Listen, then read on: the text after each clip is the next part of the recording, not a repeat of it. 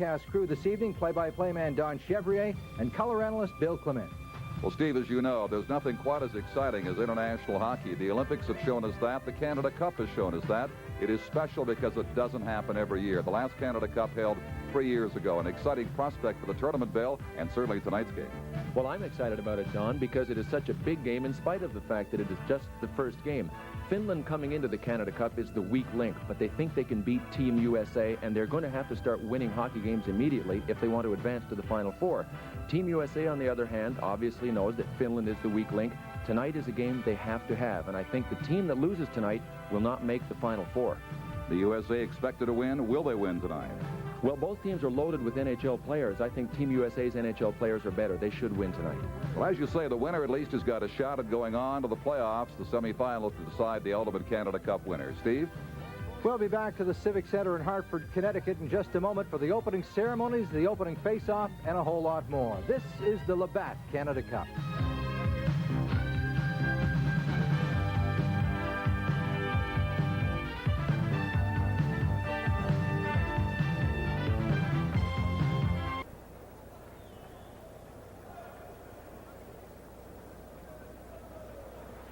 Ladies and gentlemen, once again, welcome to this 1987 Labatt Canada Cup game between Team Finland and Team USA. The officials for tonight's game are all from Canada. The referee, Don Koharski. The linesmen, Ron Finn and John D'Amico. And now here are the starting lineups for Team Finland. In goal, number 1, Kari Taco. On defense, number 8, Vil Siren. Also on defense, number 29, Reho Rutsalainen. Starting at center, number 20, Matti Hagman. On right wing, number 17, Jari Kurri. And on left wing, number 10, Esa Tikkanen. The head coach for Team Finland, Rano Korpi. And now the starting lineup for Team USA. Starting in goal, number 34, John Van Biesbroek. On defense, number 4, Kevin Hatcher. And number 5, Rod Langway. Starting at center, number 21, Bobby Carpenter. On right wing, number 29, Joel Otto. And on left wing, number 26, Ed Olczyk. The head coach for Team USA, Bob Johnson.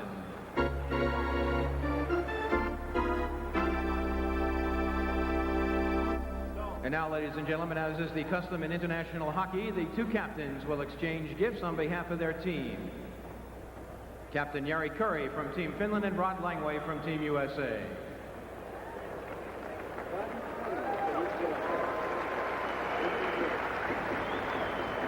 And now, ladies and gentlemen, for the ceremonial face-off, please welcome the president and general manager of the Hartford Whalers, Emil Francis.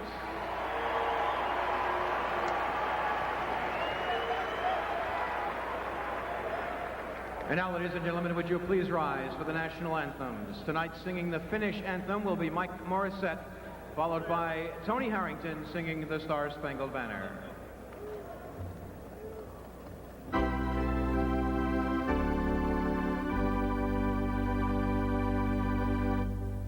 Oi maamme Suomi sunnyn maa, soi sana kultainen.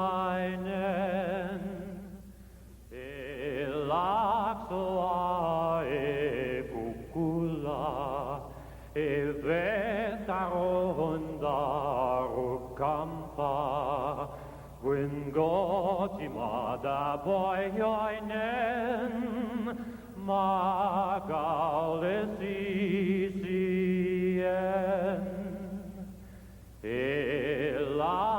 Elaksoa e kukkula, e vettä ronda rukkampaa.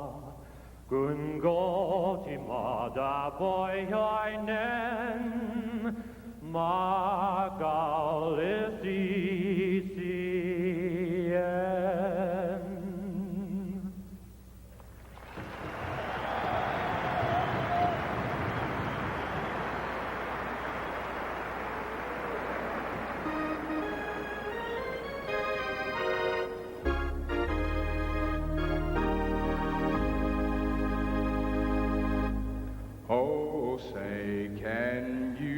see by the dawn's early light what so proudly we hail at the twilight's last gleaming, whose broad stripes and bright stars through the perilous fight o'er the ramparts we watch were so gallantly streaming, and the rocket's red glare, the bombs bursting in air, gave proof through the night that our flag was still there.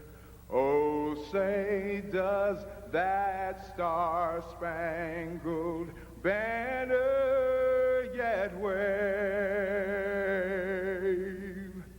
o'er the land of the free and the home of the brave?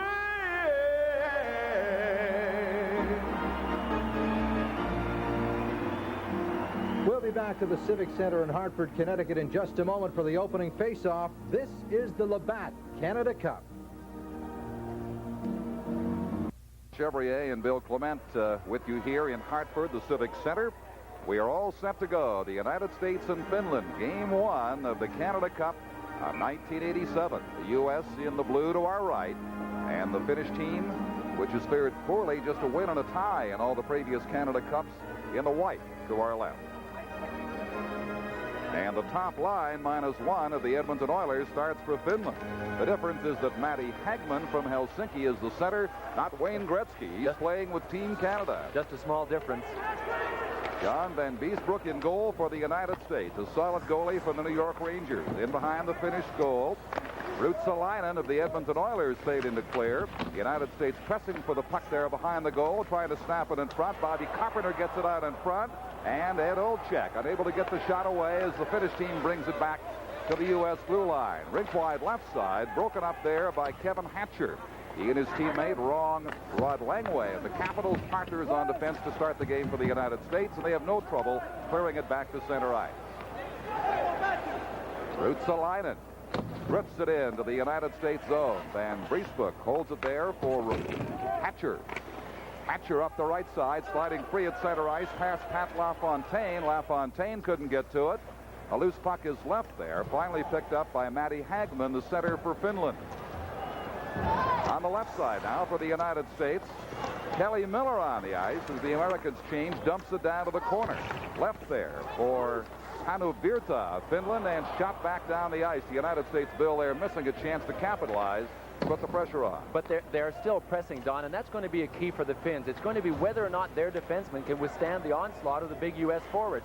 The Finnish defensemen aren't that big, not noted for physical play, so we'll watch for the U.S. team to get in tight around the net and behind the net and create all kinds of problems. There's the first good scoring chance for Finland. The slap shot was blocked by the goalie Van Beesbrook. It came from the left point from Christian Rudo, and he got some wood on that, as now the officials, all from the NHL, have to break a little rhubarb up there by the U.S. goal.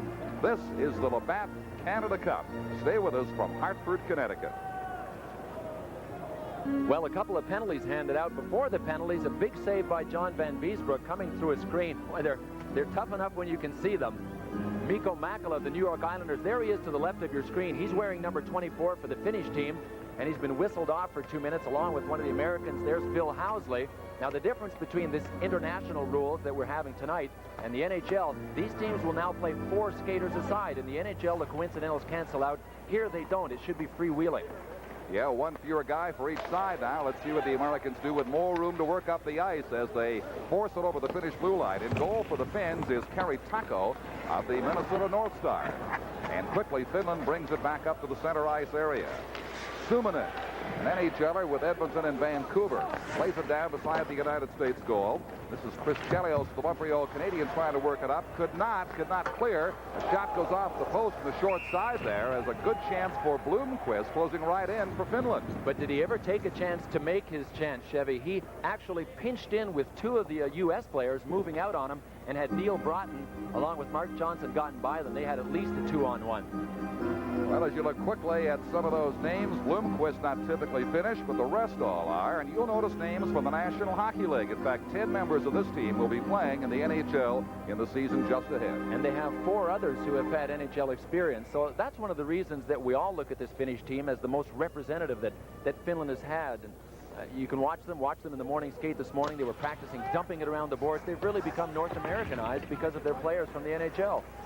This is Rod Langway of the Washington Caps, playing it on the left side for Bob Brook, who was in the '84 Olympics. 3 or 4 members of this team played in Sarajevo for the United States. And got a couple from the '80 gold medal team of 1980. But for Finland, it's Ruotsalainen now dropping it back. His teammate picks it up. Jari Kurri, the ever-dangerous wide winger, did not get the shot away. Is played behind the net now for Sirin. Cleared in front. Van Driesbeck drops it right in behind again on the stick of Bob Brook of Minnesota. And he will start it very slowly up the right side for the United States. They headman the puck. It hops over the stick of Kelly Miller. And now the Finns have it. Very dangerous Reijo Ruotsalainen. Starts it off to Jari Kurri. And they leave it there. The U.S. picking it up. Here's Bobby Carpenter now with the L.A. Kings. One-on-one. He gets taken down. There's going to be a penalty called here. Sure. And the officials, by the way, are all from the National Hockey League. Don Koharski, the referee, John D'Amico, and Ron Finn, the linesman. Great effort by Carpenter. All reports are that Bobby Carpenter has had a great camp with his Team USA and has played some of his best hockey. He's trying to recover from a real dismal season following a 53-goal season. He was the first U.S. player to score 50 goals in the National Hockey League, and he just made a great effort to try and get around the Finnish defender that time. Had to drag him down. He left him no alternative. Taken down by that man, number 7, Timo Jutala. And so the advantage goes to the United States now with a bonus of a face-off right beside Kari Taco in goal for Finland. And a look at the players who have made this United States team. There are those who could have been here and would like to have been here, but injuries kept many away. But it's a good lineup that Bob Johnson has. As play is underway again now in the Finnish zone. From the point, this is Suter getting a blast away. The rebound is loose and shot just wide by Joey Mullen. They bang away at the goal crease of Kari Taco, who finally smothers the puck with the best scoring chance of the game on the power play for the U.S. right there. Yeah, and that's the kind of pressure we can expect to see Team USA put right in front of Kari Taco. And you know what he's been famous for, what He's become famous because he wears white pads. Check his pads. He's the only guy in the NHL that does. He made a pretty good glove save, and I always watch for the European goalies how they use their glove, because we have to remember they don't play much baseball in Europe, do they? So a goalie that has a quick glove hand has had to work at it playing hockey, not baseball. And I have not heard of them playing very much in Finland, that is for sure. The United States power play continues now. Team USA with the heat on. Standing open is Suter, waiting for the pass out. Digging it out is Chris Chelios. Back to Suter now. 2 players come back on the ice, 1 from each side, but a sparkling save by Taco. Another great glove save with traffic in front of him. Big, tall, stand-up guy that challenges the shooters. You can see him. He's 6'2", and he gets an eye on this one. And when I say challenge, he really moves out to cut down the angles on the shooters that are moving in on him. You can see that he's a good 4 feet out of his crease. And at times when you're moving in on a goalie that moves out and is also big, you say to yourself, I know there's a goal in there behind him somewhere. I just can't seem to find it. How do I get to it? What is the key to open that door? It's intimidating. The bigger the goalie is, shooters and big goal scorers will tell you big goalies are intimidating at times. Well, Taco's pads might as well be red because he has been hot as fire here in the early going against the United States. As the pressure continues, they still have a man advantage. Housley now on the left gets it over to Suter. His shot falls in behind the goal. Back on the stick of Gary Suter again. Plays it down behind the goal. Tipped there by the Finnish defender. But Finland still in big trouble here. Digging it out is Mullen. Waiting to make his play now. Feeds it behind the goal once again. Then slides in the slot out in front. U.S. with plenty of time left here to take advantage. Working it around very swiftly. Right in front there is the shot by Otto. That was blocked by the Finnish defender. The United States still with the pressure. Gary Suter now. Getting it across to Bobby Carpenter. Back on the point. The shot is a weak one, but held in here on the left side by Suter. Down beside the goal, right in front, and the skate of Taco, he jams it there and hangs on. What a mismatch in front. There's number 29, Reijo Ruotsalainen. He's 5'7". Joel Otto is close to 6'5", and that was the matchup. And there's no way the Finns can move a guy like Joel Otto out of there, so they're doing the smart thing and playing between Otto and the shot coming from the point. That last time Ruotsalainen was able to knock it down and dump it back. Now, we've played about 4.5 minutes. It is scoreless, but that is courtesy of Taco in goal for Finland. The reason it is scoreless from the Finnish point of view. Both teams making changes now. There still is some time left in that penalty, 44 seconds. The penalty assessed to Timo Juutila. Team USA naturally wants their power play to work. Bob Johnson, after being noted for being a coach not only of University of Wisconsin and the Calgary Flames, is noted for power play. In his 5 years in Calgary, his teams have finished in the top 3 in the NHL, and he pointed out power play as one of the keys to his team in this tournament because they're really short of big scorers. Mark Johnson from the Olympic team of 1980. Keeps it in, plays it down beside the goal. Here is Pat LaFontaine from the Olympic team of 84 for the United States, keeping it in. On the stick now of Ed Olczyk, also in Sarajevo 3 years ago. Johnson blasts from the point, blocked by the Finnish defenders, and they simply clear away to center ice. With about 20 seconds left now in the penalty to Juutila. The United States breaking quickly back to center ice. Across the line they go with a drop pass over on the right boards. Back on the point here. Here is the slap shot going well wide, but contained on the near point by Johnson. Beating it ahead now for Pat LaFontaine. They battle along the boards. LaFontaine back to Johnson. Getting set. Shooting. Blocked by a Finnish stick and cleared to the blue line back to center ice. They try to feed the free penalized player and almost got it to him, but the U.S. brings it right back in. Here's the shot. Tackle to save. Rebound. Tries to hang on. He will. More trouble on his doorstep, but he responds to the occasion. It is still scoreless in Hartford. This is the Labatt Canada Cup. Nyland and Kurt Fraser for the United States, and the puck, it seems, has been exclusively in Finland's zone for the last 4 minutes of play. The game is only 5.5 minutes old, but mostly USA as the pressure continues, and a bounding puck very calmly plucked out of the air by Mr. Taco. What do you think of this line? Chris Nyland of the Canadians on the right side. He's wearing number 30. Kurt Fraser, Chicago Blackhawks. He's number 8 on the left, and at center, Bobby Brook from Minnesota. And Ted Sater, who is one of Bob Johnson's co-coaches or assistants here, said they are our trenchmen, and we really need this line to do something in the Canada Cup. By the time we meet the Canadians and also the Soviets, this line could be a big key for us, and I agree with them. They're tough guys. And a solid defense unit behind them right now in Langway and Hatcher from the Washington Capitals. And once more, Taco has to address that bouncing puck in behind his goal. The Finns have not had more than one decent shot on goal, and John Van Beesbrook, but now they bring it in. Calmly steered away by Hatcher over to the near boards and pounced on by the United States. But they're going to get a penalty call here. They sure are. Chris Nyland did one of his decapitation specials on one of the Finns when he was going into the boards. And Don Koharski was all the way on the other side of the ice.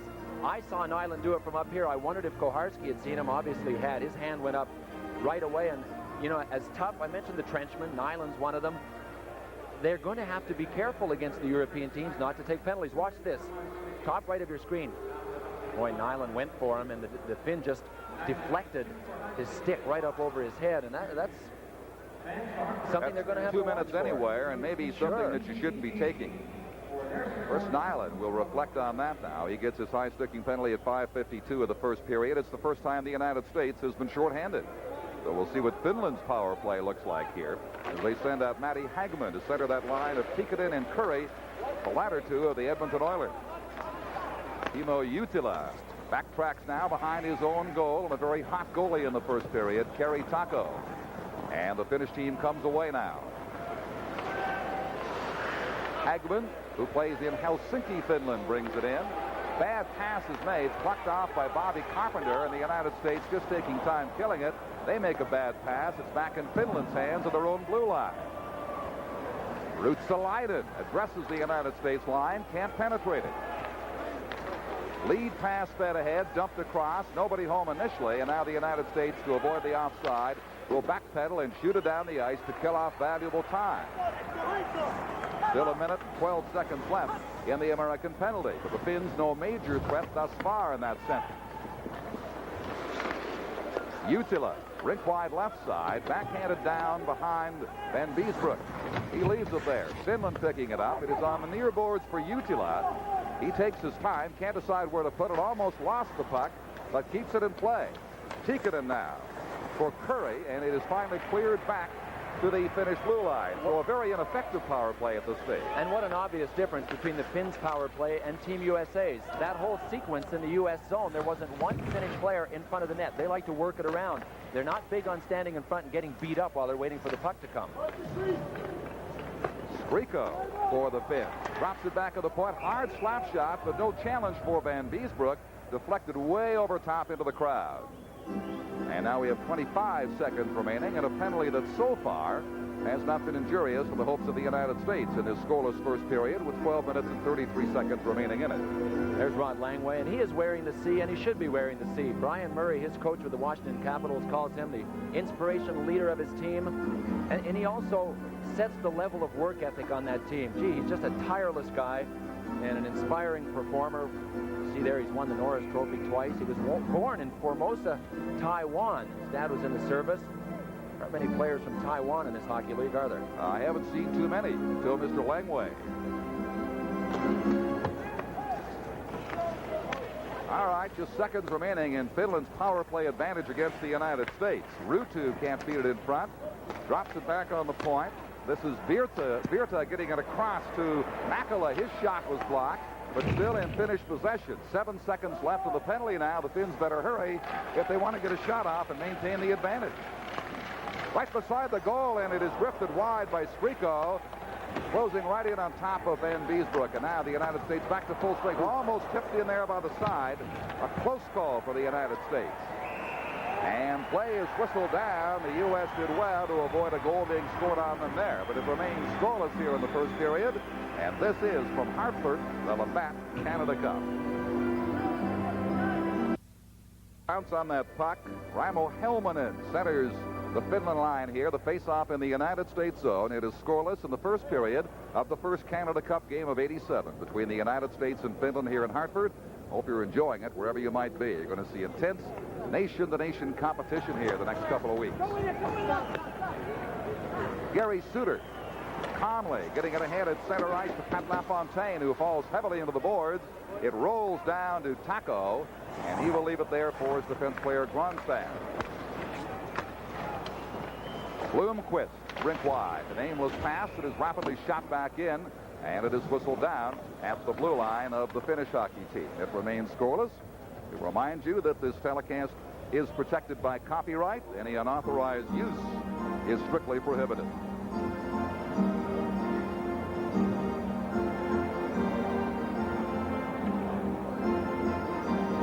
Well, a crowd still filling in here in Hartford.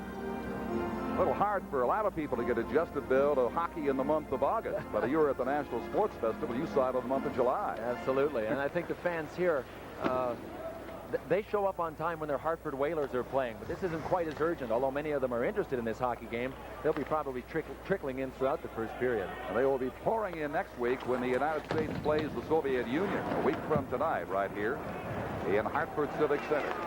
The U.S. has certainly had abundant chances to take the lead in this hockey game. It is dropped into the Finnish corner now. The race is on. Fed for Aaron Broughton. He gets tied up quickly by a Finnish defender. Siren. Now along the sideboards, the U.S. containing it as Johnson flips it back down to Broughton. Shot across by Suter. Back on the right point. Here is the shot. Tied up in a maze of players, and the Finns bring it away with Jari Kurri, the ever-dangerous right winger. He's tired. He'll head for the bench for a change and dropped it behind the United States goal.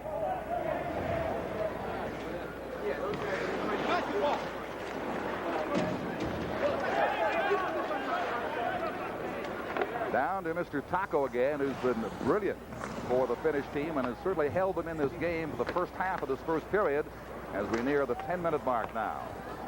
Bob Brook, the center, works it in behind to Chris Nyland.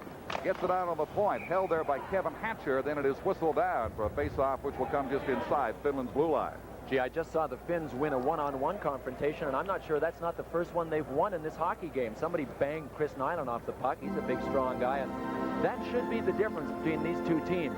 There's Petri Skriko, the star right winger of the Vancouver Canucks. Boy, when he is hot, He is really hot. I talked to Pat Quinn, Vancouver's new president and general manager, yesterday, and he said Skriko might be our best all-around player. We think that he's going to turn into one of the best in the NHL. Now Nyland leads it there at the blue line. Finland pressing forward across center ice, but can't catch up to Kevin Hatcher. They finally force it down to the United States zone. Langway, a good bump there on Yuka. Rudo can't come up with it. Coming away on the left side is Kurt Fraser of the Chicago Blackhawks. Waiting to be set up by Hatcher. He couldn't get the pass to him. Flipped by Mike Ramsey just inside the line. Finland up with it there. Back in the hands of the United States. The Americans pouncing much more quickly, much more opportunist once the puck is on the other side of center ice than their Finnish counterparts. About 9 minutes and 15 seconds to play in this first period. Still scoreless. Delayed offside is waved off. Now coming away is Bobby Carpenter. Carpenter gets bumped off the puck, and it comes all the way back to center ice. The U.S. having trouble sustaining the pressure we saw earlier, Bill. Well, the Finns are very gifted skill-wise, and they pass the puck very well, and it's always difficult. You have to be so careful when you're forechecking them. I thought Bob Johnson might want to use a 2-1-2 forechecking system with 2 men in deep, but he's going with a 1-2-2. Watch this hit by Rod Langway on Mikko Makala. We mentioned him being a work ethic kind of leader. He's also a punishing competitor. 6'3", 215 pounds, and he is not reluctant to throw his body around. Boy, you put your head down against Rod Langway, you end up looking up at the rafters in the building. Joel Otto won the faceoff. He dug it back to Ramsey, and the Americans quickly put it inside the Finnish zone once again. Olczyk couldn't make the play. Finland coming away now 2-on-2 with Otto digging hard from behind to provide support. Again, the United States wins the puck. Olczyk to the line. Feeding on the left side, just wide by Mike Ramsey, the defenseman from the 80 Olympic team. 8.5 minutes remaining in the first period. Still scoreless in Hartford, the United States and Finland. Canada Cup hockey action. Siren shoots it down the ice. Not far enough to be called for icing. As the play gets a little ragged now, and the U.S. tries to regroup at its own zone. Left wing pass will send Suter away, feeding it back into the center zone. Here comes Kelly Miller down the left side, sliding it in front, nobody home. All the way back on the right point for Chelios. He didn't get a good shot away. So the Americans making the most of opportunities earlier, not clicking as they get inside this Finnish zone time and time again. They have certainly had much the best of the play here in the opening period. It is the most effective line for Finland so far, the one they're counting on the ice. Hagman, Curry, and Tikkanen, but even they can't penetrate the center red line. There's a bump in the corner by Wayne Presley for the United States. Keeps it alive for Langway on the left point, booming a shot. That is blocked. Taco sending it back to his teammates. And across the ice it goes and back to center ice out of harm's way.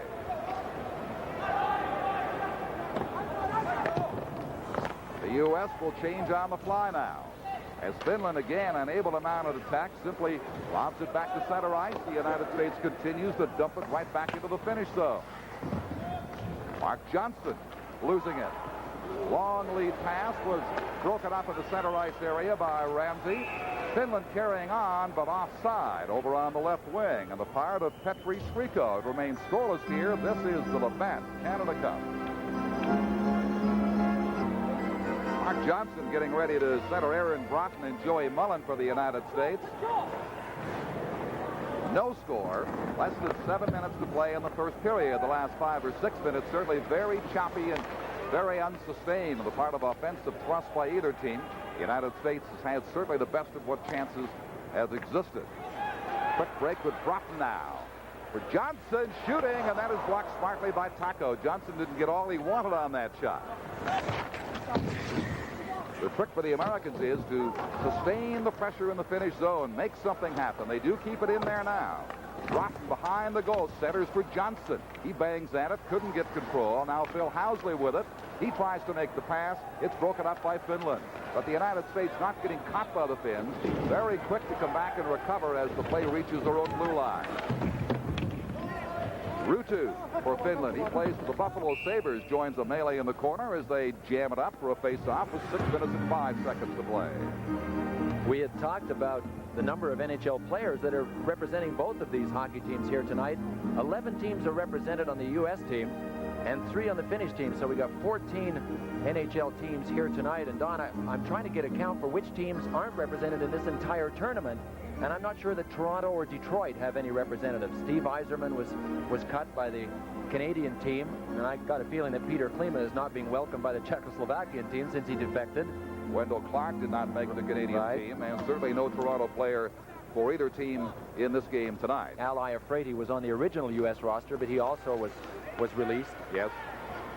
Gary Suter brings it in for the United States, and a tumble down in the corner, shot quickly in front, and if Taco did not grab that, Chris Nyland was ready to pounce on it. 5:51 to play in the first period now. It is scoreless. In case you're wondering, Suomi is finished for Finland, the name of the country of Scandinavia that's produced so many good individual hockey players over the years, but has trouble putting together pretty strong teams in the Olympics and Canada Cup. Yeah, that's exactly what the book reads on Finland. Great individuals, not really good teams. Here is Suter now closing in for the drive. Another smart save, and Taco covers up once again. He has denied the American team so many rebounds tonight, Bill.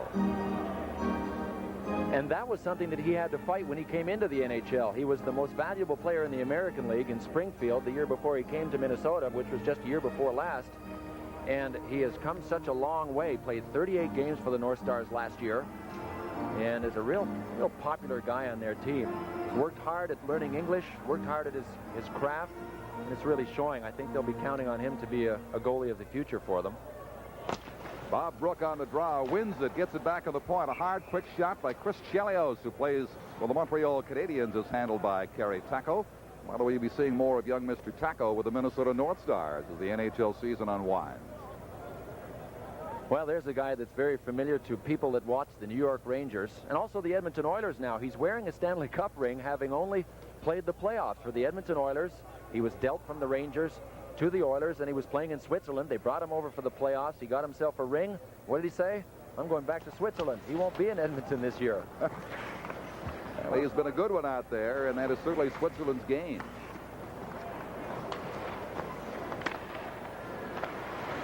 The United States forechecking very well, trying to break up the Finnish attacks as they unravel. Loose puck in front, and Van Beesbroek gets his first call for a good long time now to contain that rolling puck with 5:22 left in period 1. This is the Labatt Canada Cup. And with you here in the broadcast booth, Steve Cooney will be coming along during the intermission to bring you some personalities and the human side of the Canada Cup as it gets underway in Hartford, Connecticut tonight. Finland now, a little pushing and shoving. That is Joel Otto centering for the United States. They will leave the attacker, Matty Hagman, there to await the drop of the puck. They're going to clear him out of there. Kevin Hatcher, number 4. They have a big unit out there now between Hatcher and Otto alone. Langway's 6'3", Hatcher's 6'4", Otto's close to 6'5". And it is flipped in among the spectators, a couple of rows deep for a stoppage in play. This is not the pace that you come to expect in the Canada Cup, certainly, and maybe it's because it is early, but both teams, the Finns, certainly very tentative, I think. Well, they are tentative, and they play kind of a containment game. They only send one man into forecheck, and they have 2 men high in the offensive zone and then 2 defensemen backing up. They don't really feel that they have the forechecking ability, the toughness, or the scoring power to send 2 men in. Similarly, the U.S. team, if they're lacking one thing, Don, it's scoring power. Sure, they got Joey Mullen, 47 goals in the NHL last year. You got Pat LaFontaine, 38 goals, but it drops off after that. So they have to play a kind of a containment game and wait for their breaks as well. I think that's why we're seeing a choppy game. Hatcher got ridden off there as he went sailing in, and again, Taco comes up with it, and there's pushing and shoving in the goal crease of Finland, and the goal is off its mooring. So the frustration may be building a little bit now. What they couldn't achieve with smooth skating and sharp passing, they're taking out this way. Well, you know, the Finns, wow. Bobby Carpenter all tangled up there. He's got Esa Tikkanen. Maybe that's an old grudge from the NHL. Well, if there's one player on the Finnish team that is willing to mix it up, it's Esa Tikkanen. And I think it might go back to the fact that he played a year in the Saskatchewan Junior League when he was 16 years old for Regina. Then went back to Finland, played 3 years, and then showed up with the Oilers a couple of years ago. And he's not afraid. I can still see him at Rendezvous 87 against the Soviets when he played for Team NHL, standing up to the Soviets, sticking his nose right up next to Fedosov and saying, "You want to try me? Come on." So there'll be a couple of roughing penalties here, and that Saskatchewan League you're talking about is for junior players, 19, 20 years of age and under. It is in Western Canada, and you have to be tough or you won't survive a game out there. Good point. He Very learned. good point. And the Finns know that they are the least physical team. Of all the 6 that are here, they seem to be the country that has adopted physical play at last. Even the Swedes now, definitely the Czechs. Look at Ruotsalainen, he's right in there in the middle. All 5'7", 168 pounds soaking wet of him.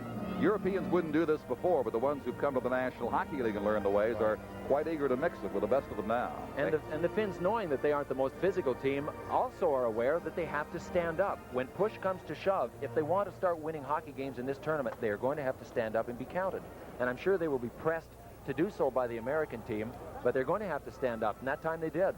Again, with offsetting penalties in the NHL, it wouldn't affect the manpower, but here under these rules internationally, it takes a man for each team off the ice for the next 2 minutes. We have 4:45 left in a scoreless first period in Hartford here. This crowd waiting for the United States to break out. But it is Finland now breaking out as the puck is slapped wildly by Christian Ruutu around the boards and all the way back to center ice, and Finland has to reorganize there. Anu Virta with it now.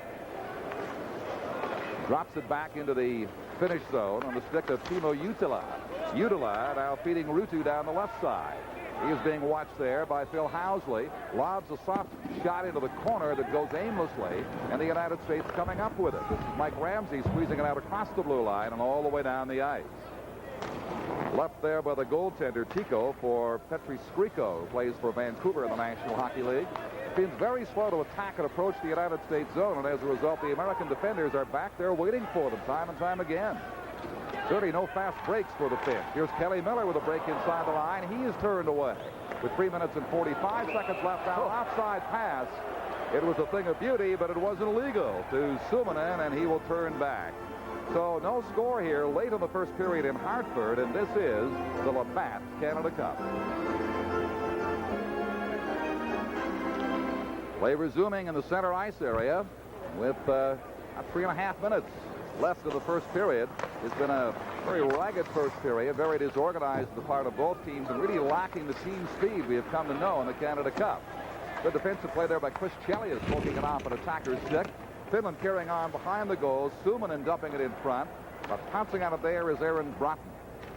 And again, no sustained attack for the United States. Each team a man short now and a pair of roughing penalties. Freesbrook, just to get his stick on the puck, comes out to meet it there behind his goal. He hasn't had much to do. Shots overwhelmingly in favor of the United States, but they have failed to score, and there is an offside there with number 12 in the play, trailing Mark Johnson. Well, the action will heat up as this tournament continues. There's no question of that. Already the United States in a couple of preseason games pre-tournament games, did lose 7-6 to Team Canada. And Team Canada, along with the Soviets, certainly favored to win. They also lost another to the Canadians 11-2, but the fact they scored 6 goals was encouraging in that one game. And 4 of them were power play goals, and that was what was encouraging to Bob Johnson. He looks at this, and I think I look at this tournament too, like the NHL playoffs, and the keys are very similar. Number 1, he mentioned goaltending. And I think that Team USA has great goaltending in Van Beesbrook and Tom Barrasso. They also have Bob Mason on their roster. There's Bob Johnson now. Ted Sater from the Buffalo Sabres is on the headset. Second key that Bob Johnson mentioned was team defense, and they got the players that can really do that well. Third thing is power play, and that's especially important for Team USA because they're a little light in the scoring department. The fourth thing, leave it to Bob Johnson to add this, enthusiasm. What an enthusiastic guy, and he just wants his players to want to win more than the next guy. Hageman sent Curry inside the USA zone, but he couldn't capitalize on it, so the Finns now have it behind their own net once again. And again, not breaking quickly, giving the Americans plenty of time to go back and await them between the American blue line and center ice. And as a result, the U.S. wins it back. This is their old check now, digging in the corner, bumping hard there. Couldn't get it to Bobby Carpenter. Right side pass coming over to Yari Curry, quickly broken up by Bob Brook. Sirid all the way across the ice. The shot from center ice now as the Finns are tiring, as are the Americans. They will change on the go. You know, Don, you can see an obvious difference when Yari Curry has to play with Matty Hagman instead of Wayne Gretzky. Yari Curry with the Oilers very seldom carries the puck up the ice. Wayne Gretzky does that, does all kinds of creative things, and Yari Curry gets open and receives a pass once he gets open in the offensive zone. Tonight, so far, the Finns are asking Curry to carry it up the ice. He's really not met with much success. That's not his game. Compared to Gretzky, he probably thinks he's playing with Larry Hagman. Here is a chance, but blocked by a sliding Finnish defender. Go JR. Go JR, go. Who shot JR anyway? Dangerous rolling puck, trying to capitalize on it is Rutu, but he's ridden off the play. And here's Housley for the United States now, smartly bringing it back to center ice. Skating down the right boards, waiting to make his pass, and he dumps it through the legs of Chris Nyland all the way back, and the goalie then, Beesbrook, had to come out to make sure of that. Here's a chance inside the line. Fraser, though, is whistled down, and they call the offside at the Finnish blue line with 1:16 to go in a scoreless first period. This is the Labatt Canada Cup. Very frustrating first period, both for the fans and for the United States team here in the Canada Cup. They simply have not cashed in. They've gone to the teller's cage, but haven't taken any money out. I think the Finns will be happy to get out of the first period with a tie. Number one, Kari Taco has had to make far more saves than John Van Beesbrook, but they had such a tough time getting here. Their trip from Lethbridge, Alberta, where a couple of nights ago they played Czechoslovakia, to here in Hartford reads like a horror story. We get a chance, we'll tell you about it. Their equipment didn't make it. They couldn't practice yesterday. And you had to know that they'd be a little rusty tonight. Their coach was a little down, Rauno Corpi. We talked to him before the game, and he said, well, very slowly, he said, I think we are the underdogs. And the very unlucky underdogs of that. Well, they were serious about it coming in, Don. They actually went to the lengths of reducing the size of one of the European rinks to fit the size of a 200 by 85 rink that they'll be playing here in North America. The European rinks are 200 long by 100 wide, and they said, we got to train in a rink that's 200 by 85. So they actually reduced the size of a rink and trained on it. Yep, they reconstructed one in Helsinki. They're that serious about this tournament, and of course the Olympic Games coming up in Calgary next February.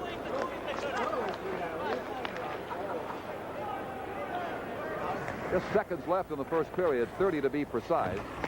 Finland again tried to do some rare forechecking in the American zone to contain the puck and put pressure on the United States, but it's brought away freely out to the center ice area. And called on the offside as number 11 for the United States, Kelly Miller, crossed the line with just 17 seconds left now. Here's a look at Kelly Miller of the Miller playing family, Michigan State Spartans. He came through Ron Mason's program there. He has two younger brothers, Kevin and Kip, that are still there. I had a chance to see them down at the Olympic Sports Festival in July in North Carolina. And boy, what an asset he is for the Capitals. He is actually playing with a teammate here tonight, Bobby Carpenter, who he was traded for. It was Mike Ridley and Kelly Miller that went to the Washington Capitals for Bobby Carpenter. So now Miller and Carpenter get a chance to sit beside each other on a team bus and not cross each other's paths in midair. Yeah, just 3 seconds to go in the period now, and it looks like it will end scoreless, save the 1 second it shows on the clock, as that is whistled down for a face-off offside just outside the Finnish blue line. The shots on goal have been enormous. The advantage against this man, Kari Taco, 12-4 for the United States. But he's been equal to the occasion. Curry unable to get loose on that right wing, as we might have expected him to do. He's been as tentative as any of the Finnish players. Yeah, when you think of number 99 of the Edmonton Oilers, you have to think of Jari Curry, one of the greatest right wingers ever to play the game. Boy, he's had a series of fabulous seasons in Edmonton. Well, it wasn't the greatest first period you will see, but perhaps it is just a warm-up for what these teams will give us in the remaining 2 periods here of this scoreless game in Hartford, the first game of the Canada Cup Hockey Series nation against nation here in '87. From Hartford, this is the Labatt Canada Cup.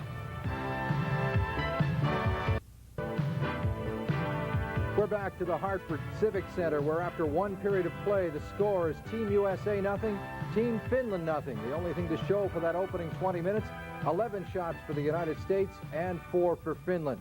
Joining me now as our intermission guest in this first intermission, the captain of Team USA and also the captain of the Washington Capitals of the National Hockey League, Rod Langway. Rod, I guess it's kind of like a couple of boxers trying to feel each other out in that first period. I think so. I think we gave them a little bit more respect than we should have, because it seemed like they had a lot of opportunities of passing the puck in the lanes, and they had a lot of opportunities, but they didn't, shoot the puck like a European team. And I think we better be careful of what they can do offensively. Defensively, we're putting pressure on their defense, and they've made some good stops in net for themselves. prior to the game, everybody was saying that if the United States had a distinct advantage in this one, which most people figured you did, it was the fact that your sheer physical size would eventually wear them down. Hopefully it works. I think we're hitting them pretty good, and I think we're getting them in the corner. They don't want to touch the puck in the corner, but if we give them free ice and let them wheel and pass the puck with time, they're going to burn us with their speed and their talent of puck control. But I think with a small building, and we're in a U.S. city, so I think that's going to be an advantage also. How important is it for the United States to win the opening game of this tournament? Because I guess against a team like this, you can't even estimate the importance. That's for sure. I think we've got to go out, I think, and win this game, and then hopefully beat Sweden on Monday night. I think those are the two biggest games. If we get that out of the way, then we more or less go into the medal rounds automatically. But I think we got to realize that we're not going to be the underdogs or the dark horse. We're going to surprise a lot of teams. They realize we have a lot of talent on the U.S. team, and we can play the game very well. The hockey season ended late in May and was almost into June, as a matter of fact, for the two teams that made it through to the final. Here you are in August, back to training camp, early August. Now it's late August. The sweat's pouring off you. Is it tough to think hockey at this time of year? Well, it's kind of tough, but I think this is a little bit different compared to, playing a month in training camp and double sessions and playing 4 nights in 4 different cities during training camp. But this is a lot of fun. I think it's a case where, like, we play tonight, we don't play until Monday, then we play Wednesday. So we have that break of time, and you have an opportunity to get out and enjoy the fellas that you don't usually see during the season. You're always playing against them and you're hitting them on the ice. So I think this is a nice feeling of getting the guys from the States together and showing that, we can play the game with anybody. This is your 3rd Canada Cup. You also played in Rendezvous last year. Any hesitation at all when they asked you to join? Not at all. I think I love the game, and we know we're not playing it for the money, but we know that the revenue is coming in for the Players Association, the pension plan, and I think there's only about 40 guys from the NHL playing, the USA team, the Canadian team, Sweden and Finland team, that we're going to benefit 470 guys all together, and it's going to help everyone. Will it be an advantage to you going into the regular season in the National Hockey League to have had this camp? Oh, for sure. I think I've lost about 6-7 pounds already, and I'll probably lose another 8 tonight. But it's a case where it's not the physical part of it, it's just your feet. You have a lot of trouble with getting your skates broken in and getting the aches and pains out. So coming into training camp, most of these guys will be in pretty good top shape. Rod Langway, thank you very much for joining us. Good luck the rest of the way and the rest of the tournament. Thank you very much. All right, we'll be back to the Hartford Civic Center in just a moment with our second guest, the general manager of Team USA, Lou Nanne. This is the Labatt Canada Cup. The score at the end of one period, Team USA nothing, Team Finland nothing. 11-4 the shots on goal in favor of the United States in that opening period.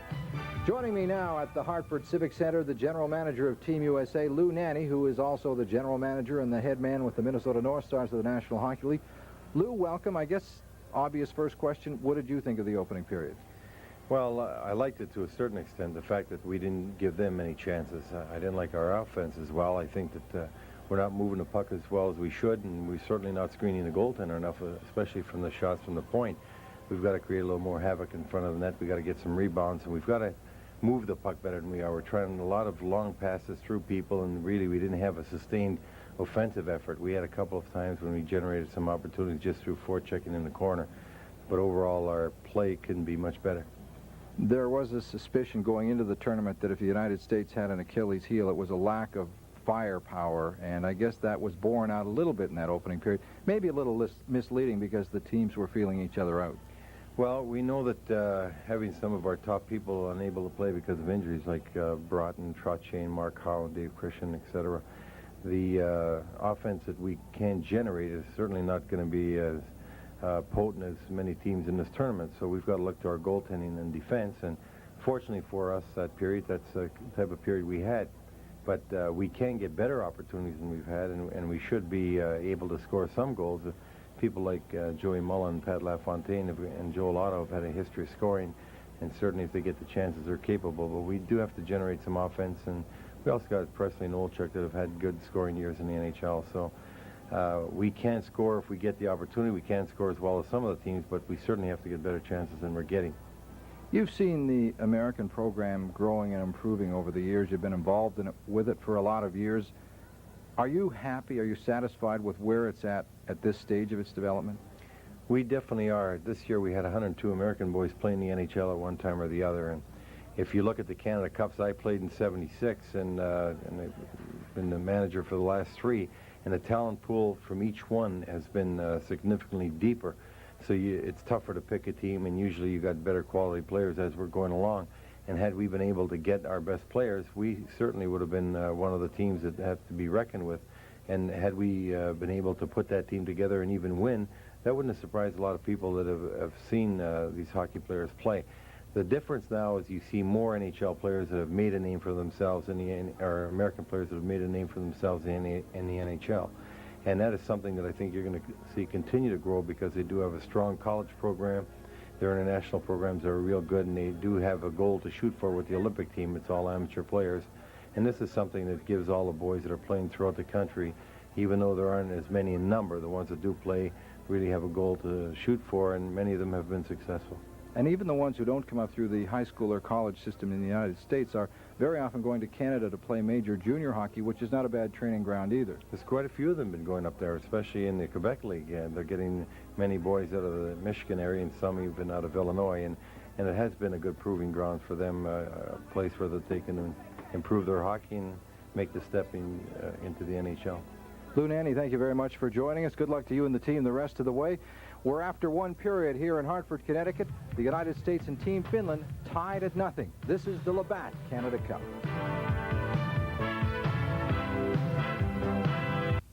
The neutral zone, and when the U.S. players are not able to skate in the neutral zone, they get no speed, and what we end up with is just people banging heads all over the ice and really not much offense being generated. Well, there was some physical activity and also certainly a lot of good scoring chances for the Americans. Let's look at them now. Well, Rod Langway, when he was speaking to Steve Cooney, said that he might lose 8 pounds tonight, and one of the reasons is how he hits. Here's his hit on Mikko Makala. What's interesting, watch how Langway hits him once and then gears up to pin him again. Look at Langway. He is looking at Makala, wants to contain Makala, so it's not just the original hit. Langway wants to hold him there right after the original hit. And one of the few scoring opportunities that the U.S. team had, this was Bobby Brook around behind the net. This is where they will have success. Chris Nyland's there, Kurt Fraser's there. Who's out front? Phil Housley is pinched in from defense, and this is one time where Kerry Taco ends up with some help from one of his defensemen and didn't have to make the save, but that's the kind of pressure Lou Nanne was talking about. They're going to have to generate a lot more heat on Kerry Taco, and Lou knows Taco pretty well, doesn't he? He's his goalie in Minnesota.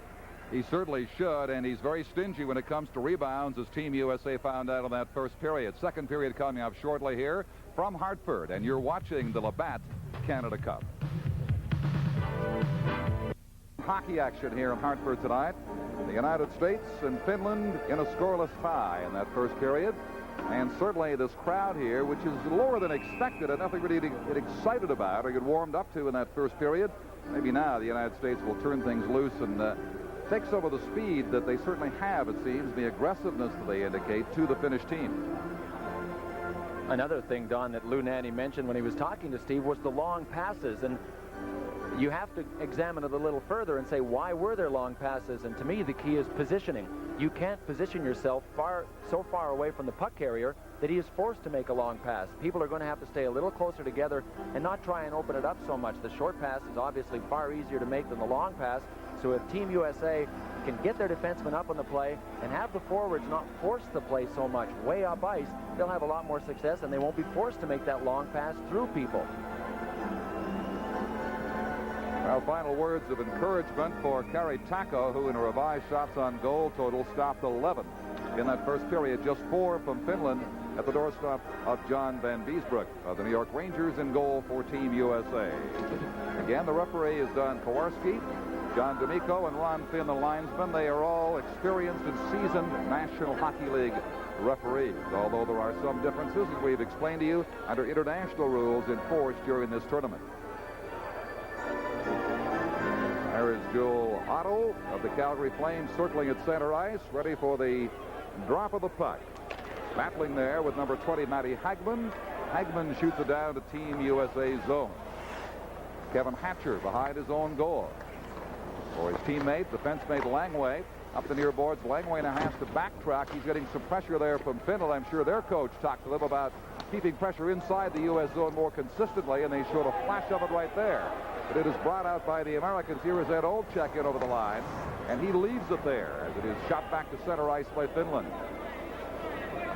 Number 4 is Kevin Hatcher of the Washington Caps. Trying to send Otto away on the right side. Fails to do so. Winds up back in behind Van Biesbroek. For Langway. Pops it ahead on the left wing for Otto. In over the line. Closing it on goal. That's a shot going. It just drifts wide. Finnish player is taken down. There's going to be a penalty called against the United States. And it'll be tripping in the center ice area, which will give Finland the advantage of the power play as the center, Otto, will go to the penalty box. And after a great offensive play, it's Otto that gets the penalty. He's a big man, but he has great speed and pretty good hands for a big guy. He just slips this one by the post. Now he's forced into a defensive position because his own shot went so wide. Here he comes chasing Christian Ruutu of the Buffalo Sabres. And whoop, he hooks him one too many times, and Christian made it look pretty good, didn't he? What do you want to give him on that one? Well, I know where they're going to give this guy 2 minutes, but there was a certain Academy Award aspect to the dive to the ice by the Finnish player, but no question a foul. And the referee Kowarski was simply trailing along behind, able to see the entire episode. Mike Ramsey plays it hard around the boards. It'll slide all the way down the ice and stop there by Kari Taco.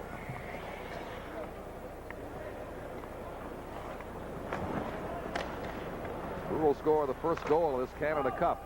It'll be the United States or this team from Finland. And I think the first goal will be a key. Neither of these teams will play that well when they're behind because they both lack great scoring punch. Ooh, there was a good short-handed try, but the U.S. team especially should play better when they have the lead. It'll be tough for them to play catch-up hockey throughout this tournament. This is Kelly Miller here with that good scoring chance. He let it go, and he almost popped in that first goal right there, a little too high.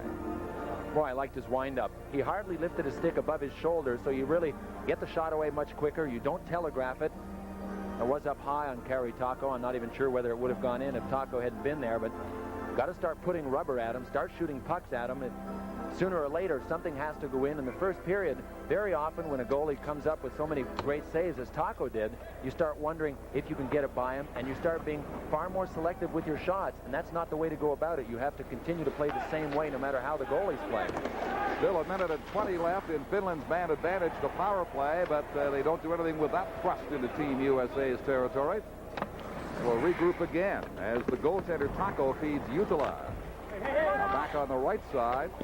It is finally picked up by Jari Kurri, who skates to his opposite wing and then brings it up the ice for Finland.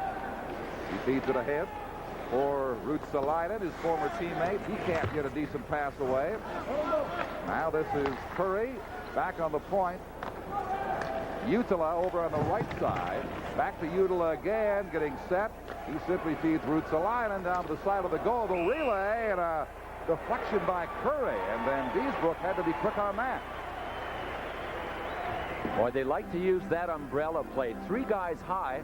Ruutsalainen was one of them. You can see 2 there to the right of your screen. This is a long missed pass, but you'll see now a tic-tac-toe. There's to one guy. Now to another Finnish player at the top. There's one right at the bottom right of your screen. There were actually 4 that were high in the zone. Now it goes into Kurri, and you can see them all slowly converging. They don't like to blast through traffic. They'll work it around and then converge at the right time. And obviously, timing is the key to the Finnish power play. Kurri tried to pop that on the short side, and Van Biesbroek, certainly equal to the occasion, made the stop in fine fashion. 40 seconds left now, and the United States penalty for tripping to Joel Otto. And Finland certainly more impressive than they have been all night during the last 30 seconds of this power play, as they sustain pressure now on the United States, with Christian Ruutu feeding it rink wide over on the far side for Virta down beside the net again. Ruutu digs it back on the point here, the left side. Sirit shoots it hard to the corner. Hatcher for the United States fails to break it up. The Finns still in control. 13 seconds left in the USA penalty. Best looking power play, but not many shots on goal by Finland. And they simply, after all that, feed it all the way back out over the blue line with not a single shot taking place. Well, it's typically European, too. They want to work it around for that quality chance and not blast away. And that we'll see that with the Soviets. We'll see that with the Czechoslovakian team and the Swedish team. Otto now back on the ice. Team USA is back to full strength. As the right wing pass comes across for Brook. Brook shoots it, rattles it around the boards. In fact, it gets caught up over the boards in the crowd, and there'll be a stoppage of play with 16 minutes and 47 seconds left here in a scoreless second period of the first Canada Cup game in Hartford. This is the Labatt Canada Cup. Check and Bobby Carpenter for the United States to play inside the Finnish blue line. Blomqvist getting some pressure as the U.S. forechecks in an effort to keep the puck inside the zone. They fail to do so. It is swept out to center ice. Loose puck to the left wing for Gronstad. His centering pass and a weak shot by Eero Järvi is turned away. Perhaps the pace now would be picking up a little bit. Indications are just that as they go end to end. Stumbling over the line was Olczyk in contact with a Finnish defender, and he couldn't complete the play. For the Finns now, sweeping into the left side is Suominen. They keep it in at the point. Gronstrand down behind the net. Van Biesbroek with it. Up on the boards and all the way back the length of the ice. Stopped there by Kerry Taco, not nearly as busy in this period as he was in the first when he blocked 11 shots. But the second period is just over 4 minutes old. This game does remain scoreless. Adi Heikman tried to set up the ever dangerous Jari Kurri with a blast that went wide. Bill Housley inside the line. Finland promptly shoots it out again. Disorganized attacks on the part of both teams. Certainly thinking more defense than offense. Housley for Team USA. They send Presley away at center ice. He drops the trailing pass. Pouncing on it is Pat LaFontaine. Trying to get it back on the point for Housley. The slap shot rebound is too generous. It hopped past the stick of Wayne Presley. Here's a chance in front for Team USA. Housley can't get the drive away, and Finland comes back with it. There will be a penalty call, though, in the goal crease.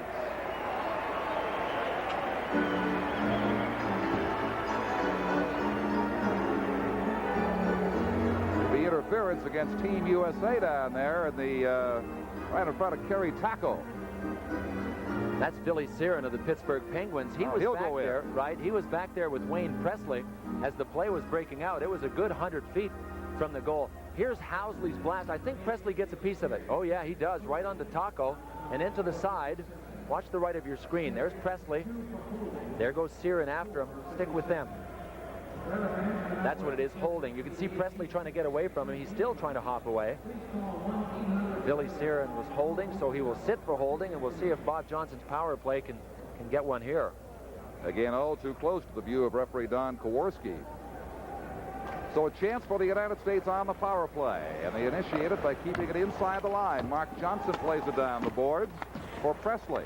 Back to Johnson again. He's got Chelios over on the right point. His blast is blocked.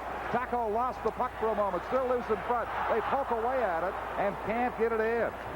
Olczyk with a great scoring chance there, and Finland now breaks back to center ice. Playing a man short.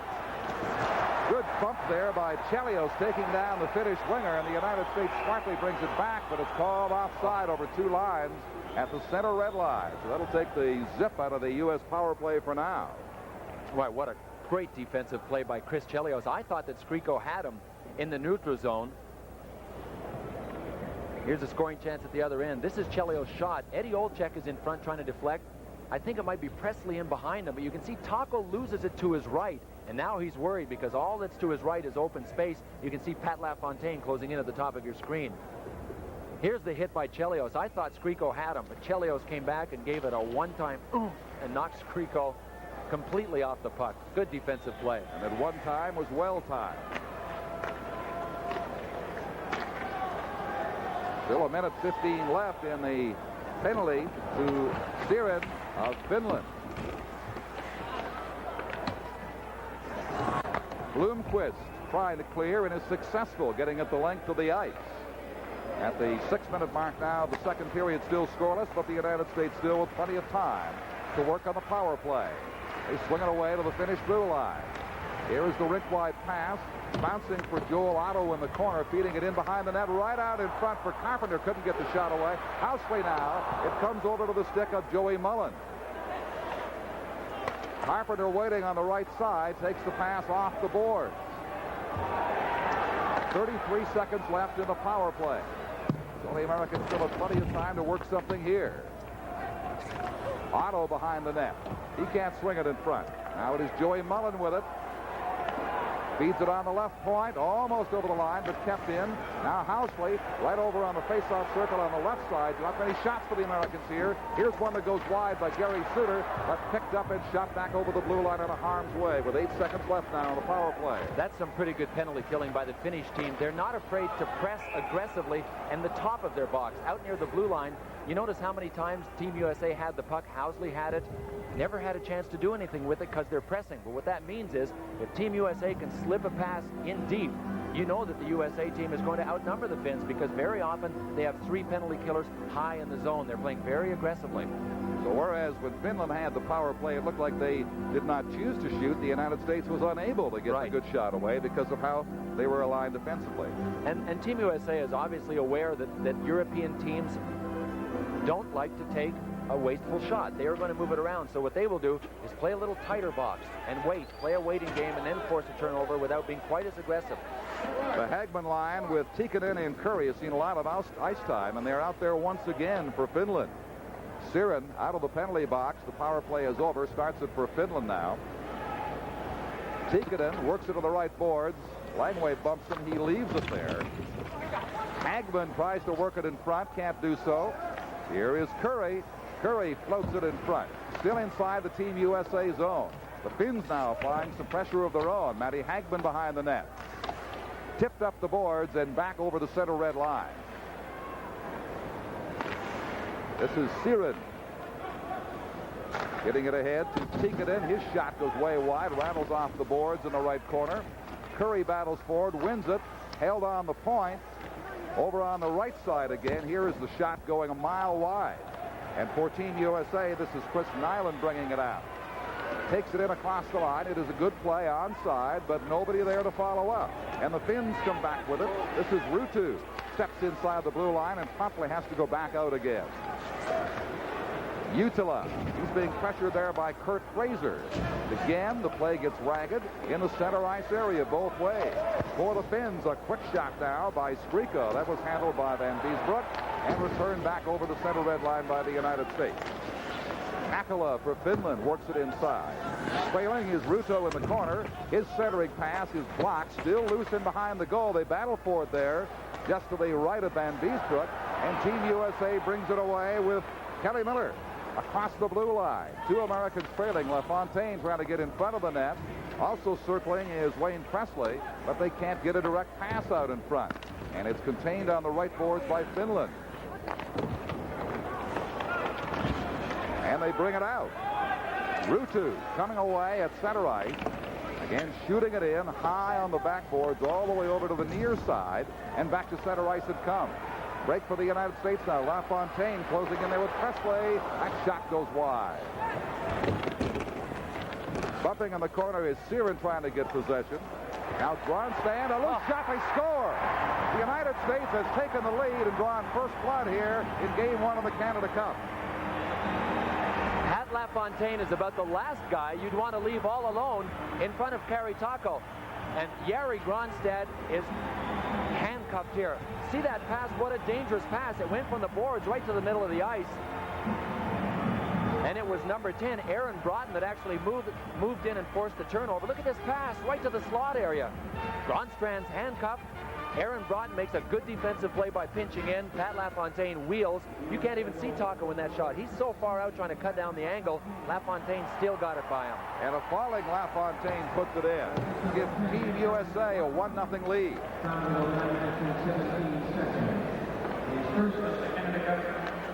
So just before the midway mark of the second period, the midway mark of this game, Team USA takes a 1-0 lead. LaFontaine, and Broughton does get the assist. Well, I'm glad he did. I was going to say he's the unsung hero on the goal without an assist, but they're giving him one. 9:17 is the time of the goal. And so it is now the United States 1, Finland 0. From Hartford, this is the Labatt Canada Cup. Beesbroek in goal for the United States. His team now leading Finland 1-0 on the goal by Pat LaFontaine from Broughton at 9:17 of this, the second period. It took almost half the game to score, but when the Americans did, it was a beauty. And away they come again. The shot drifting down off the backboards of Finland. Coming up with it is Suominen behind his own goal. He'll try the left side instead with a pass to Gronstrand. And that is shot the length of the ice. Contained by Van Beesbroek. Left over on the right side. The Finns getting a shot here from a bad angle, but it bounces right back out over the blue line. Blomqvist for Finland. Lost control. The Americans moving in on the goal now. Fed back on the point. Here is the blast from number 24, Chelios. Blocked in front. Did you see the puck fly off those white pads? I think it came out faster than it went in. It might have. It was like a rocket going there. A vapor trail behind it. Chelios, who had the big shot a moment ago, brings it up the ice for Team USA. Hits the finish line. Makes a fake and drifts a soft shot in on Taco. Now the Finns have a chance to bring it back out. They trail by a goal with 9 minutes to play in the second period. The pace quickening all the time. Finland now with a good scoring chance. Loose puck in front. Still available. Van Beesbroek comes up with a rebound save. He lost it originally, but he got to his feet quick enough that he could look by the traffic, and that's what allowed John Van Beesbroek to recover. Looks like, well, I thought Don Koharski was headed towards the penalty box. He is not. You know LaFontaine's sure goal? he isn't. Oh, he is. Yep. High sticking. Chelios. Here's Hagman's shot. That is, other than a Skriko shot in this game, the first center ice shot that the Finns have had. There is Hagman getting the rebound, and you can see Van Beesbroek is standing up waiting for it. So important once that first shot is taken and the rebound is out. Now here's the one that comes flying off of Kerry Taco's pads. Boom, there it goes. You're right, it came out faster than it went in. I have to check for a black mark on those pads. I wonder if he uses Armor All or something like that on. How does he keep them white? I don't know. It's like cleaning a very fine upholstery in a car, only a car doesn't take that kind of punishment. So Chelios in the penalty box for high sticking at the termination of that activity around the USA goal. You know, we can't take anything away from these teams in a defensive sense. Sure, it's a choppy hockey game, but the shot by Skriko earlier, that one by Hagman, and LaFontaine's goal are really the only three shots that have any quality from the middle part of the ice, and that tells you that defensively, both teams are forcing the shot to the sharp angles and to the outside. So it's a tribute to both teams defensively. Not that pretty to watch, but good defensively. That's why it was so rare to see LaFontaine get the chance he did, and he made the most of it. You had to figure, too, that the way they were playing defensively, that a goal would come on a turnover, and that's exactly what happened on Miller LaFontaine. turns to the backhand, wheels and fires, and right there was Kerry Taco. So the United States showing some bursts of quickness that was not so evident in the first period. Asa Tikkanen now for Finland with Hagman. Feeds it over to Ruotsalainen in the corner. You get the feeling here that you're televising an Edmonton Oilers game when that many players are on the ice. That's the way the Oilers looked last year. Curry linked wide to the far point. As Finland now, as Bill said, European style, take their time in setting it up. They'll take all day if you'll let them. And they certainly have possession and control now. Here is the blast by Ruotsalainen, and finally a long drive turned away, and it comes all the way back to the Finnish blue line. And you know, Jari Kurri on that blast was standing beside the net, but there is a disadvantage to not having anybody in front. You know Van Beesbroek's vision would have been gone had Jari Kurri moved to the front when Ruotsalainen wound up. He chose not to. Exactly. But the Finns do apply more pressure than we've seen of late here, with Uttila keeping it in. Feeds it over in the slot. No shot taken there. Back over to this near point now. Down to the face-off circle on the left side. Ruotsalainen again feeding it across. There is the blast blocked by Langway, but he fails to clear. Still inside the Team USA zone. Tikkanen now, right side, slap shot off the stick of Van Beesbroek, who was down. He blocked it beautifully. I'm not sure if he saw it, but he blocked it. Well, if he didn't see it, it wasn't because of a Finnish screen. I still haven't seen a Finn go to the net on any of the shots from the point. Remains 1-0 Team USA with a stoppage of play here late in the second period. And from Hartford, this is the Labatt Canada Cup. Commercial, but Mikko Makala, number 24 on this Finnish team, he also wears 24 for the New York Islanders, was really jawing, there he is, at one of his teammates. And the last thing that this Finnish team needs is a little bit of dissension so early in this tournament. Their coach, Rauno Korpi, has said that he was concerned coming in that some of the pros were hard to handle. It's not like handling the kids back home. 10 of these guys are in the NHL. They seem to have changed a little bit. And 15 have NHL experience. So there's a mixture of the new pros in North America with some of the European amateurs on this team. And that blend may take a while to gel. Activity there right in front, though tough play there, no penalty call. Well, Koharski pumped once, and the whole crowd saw him pump once and booed him, but he decided about halfway through his raising of his arm to call it off. I'm not so sure he will ignore this one now, or is it just an offside? Now it looks like a penalty coming to the United States for tripping. They'll be shorthanded again. This is the Labatt Canada Cup.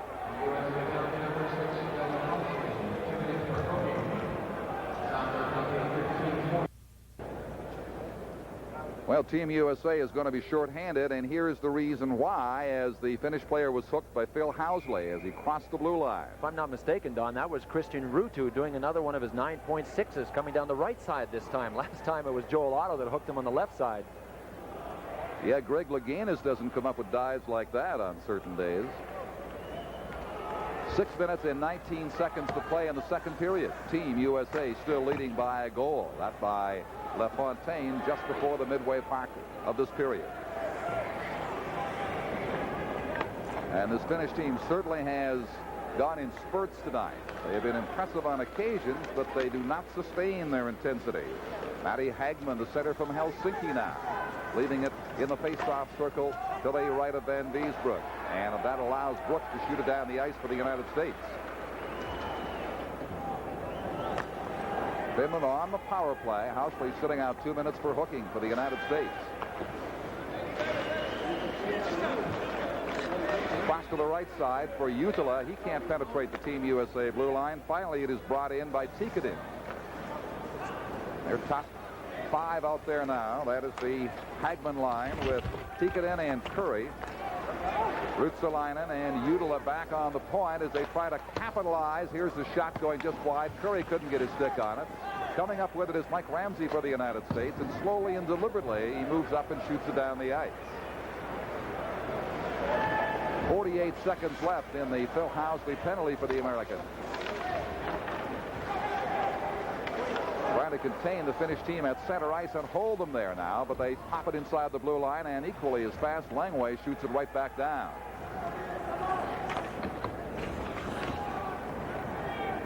Johnson circling the forecheck. Now the Finnish player swings away from him. That is Makala. Finally over the blue line with it. Virta shoots it down beside the goal. Ruutu with it. Back on the point. Ruutu in the corner again, trying to center his pass. Met there by the veteran Langway and taken down hard. 6 seconds left now in the USA penalty. That's all they have to weather this storm. The Finns still with control, though. This is Virta getting set. Feeds the right boards. Housley trailing, comes out of the penalty box. Team USA at full strength. The shot is blocked, and Housley comes up with it for the Americans. He swings away at center ice. Over the blue line, fakes the shot, drags it through into the corner. And again, play is whistled down in the Finnish zone for a face-off to the left of Taco. The U.S. leads 1-0. 4 minutes to go in period 2. This is the Labatt Canada Cup. Here's Steve Cooney in the intermission studio from Hartford. Hope you're enjoying the first game by Team USA in the Canada Cup of '87 tonight. For Finland, this is Eero Järvi. Hounded there, has to release the puck into the United States zone. The Americans seem to be much sharper now in getting out of their own area, except this time the forechecking is successful by the Finns, and they keep it in. Now it's on the stick of Bobby Carpenter, looking to come back and have a big season with his new team, the Los Angeles Kings, in the NHL season ahead. Raimo Suominen swings in and lets the blast go that Van Beesbroek handles. This is Chelios. He's got that big blast, and that one drifts off target. A little over 3 minutes remaining now in the second period. From the left side, this is Grönstrand dumping it in. The Finns changing on the fly now. Miller in the center ice area dumps it down to the Finnish corner. Chasing it is LaFontaine, who scored the game's only goal. He is in there with Presley, but they fail to pick it up. Finland with it now. Here is the long, booming slap shot by Asa Tikkanen right on target. Mike Ramsey battles and wins it. Intercepted, though, by Tikkanen over on the boards. Another booming shot. Then Beesbrook lost that rebound for a moment off a maze of players, but now it's back out of harm's way. Less than 2.5 minutes remaining in the second period. Team USA 1, Finland nothing here in Hartford. Here is Grönstrand. Siren in front. Over the stick of Perry for the United States. A 3-on-1 break coming in right in front. The shot. Oh, and a great save off the stick of Presley. The rebound. All kinds of grief for Taco. And the Americans just come short of making it 2-0. Boy, what a feed by Phil Housley. He sent Presley in, but Taco, we talked about his size when he came out. He was there to meet Presley head on. And we're going to have play whistle down here with less than 2 minutes to go, and another penalty coming up to Team USA. This is the Labatt Canada Cup. For 2 minutes with an interference penalty for Team USA. You got to know that it doesn't matter who you're playing. If you give them enough power play opportunities, sooner or later they're going to get something. The U.S. has taken 7 penalties. Finland has only taken 4. And, you know, this is one of the games that the USA thought, well, we'll at least get a break. Don Koharski's a North American official. This is their last game in the round robin, their only game with a North American official. They're going to have 2 Czechs and then 2 Finns officiating their last 2 games. He hasn't missed much, has he? Otto brings it away to center ice for Team USA, but it is offside at the Finnish blue line, and they will have to face off just outside that line with now 1:37 to play in this period. And in spite of the fact that the Finnish power play hasn't really looked that sharp, remember, Ruotsalainen's on it, Jari Kurri, Esa Tikkanen, Matti Hagman, 2 current Edmonton Oilers and 2 ex-Edmonton Oilers since Ruotsalainen's going back to Switzerland. Matti Hagman finished his North American career with the Edmonton Oilers, also played for Boston and had a short stint with the Quebec Nordiques in the World Hockey Association. So they have some firepower. 7 power plays, that's a lot. Sure is. And remarkable, they have not yet cashed in on a single one. Not yet, I said. They sustain the pressure now by blasting it down in behind the USA goal.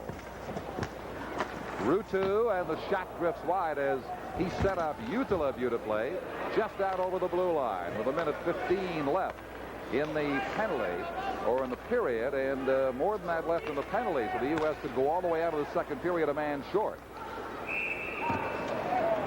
There's an offside. That'll give them a breather at the USA blue line with just 1:07 left of the second period now.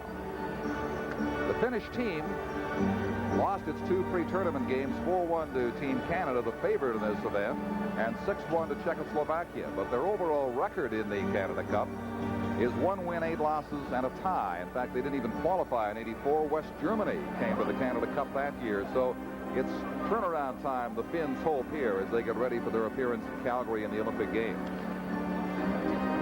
And while Team USA was hurt with injuries, Team Finland was hurt by the fact that Kari Eloranta, who played with Calgary last year, and Risto Siltanen, who plays for the Quebec Nordiques, and both play for Swiss teams now, were not allowed to come and play for Team Finland by their Swiss teams. They said, no, you signed a contract with us. We're not going to let you go and play. So their defense was hurt too. This is Ruotsalainen testing the left side for Team Finland. Still with the power play advantage as they forecheck in the American zone, win control. Ruotsalainen now gets it out to Tikkanen. Back over on the right side for Jutila. Jutila again on the point. Here's Ruotsalainen's shot. Failed and redirected was Kurri standing just beside the United States goal. Rolls down to Taco's doorstep. Just 24 seconds to play in the second period. But again, Finland with the power play advantage. They bring it inside the line and dump it through and change on the go.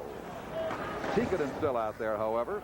It is shot down the ice, and chasing it will be Hannu Virta with just 8 seconds to play.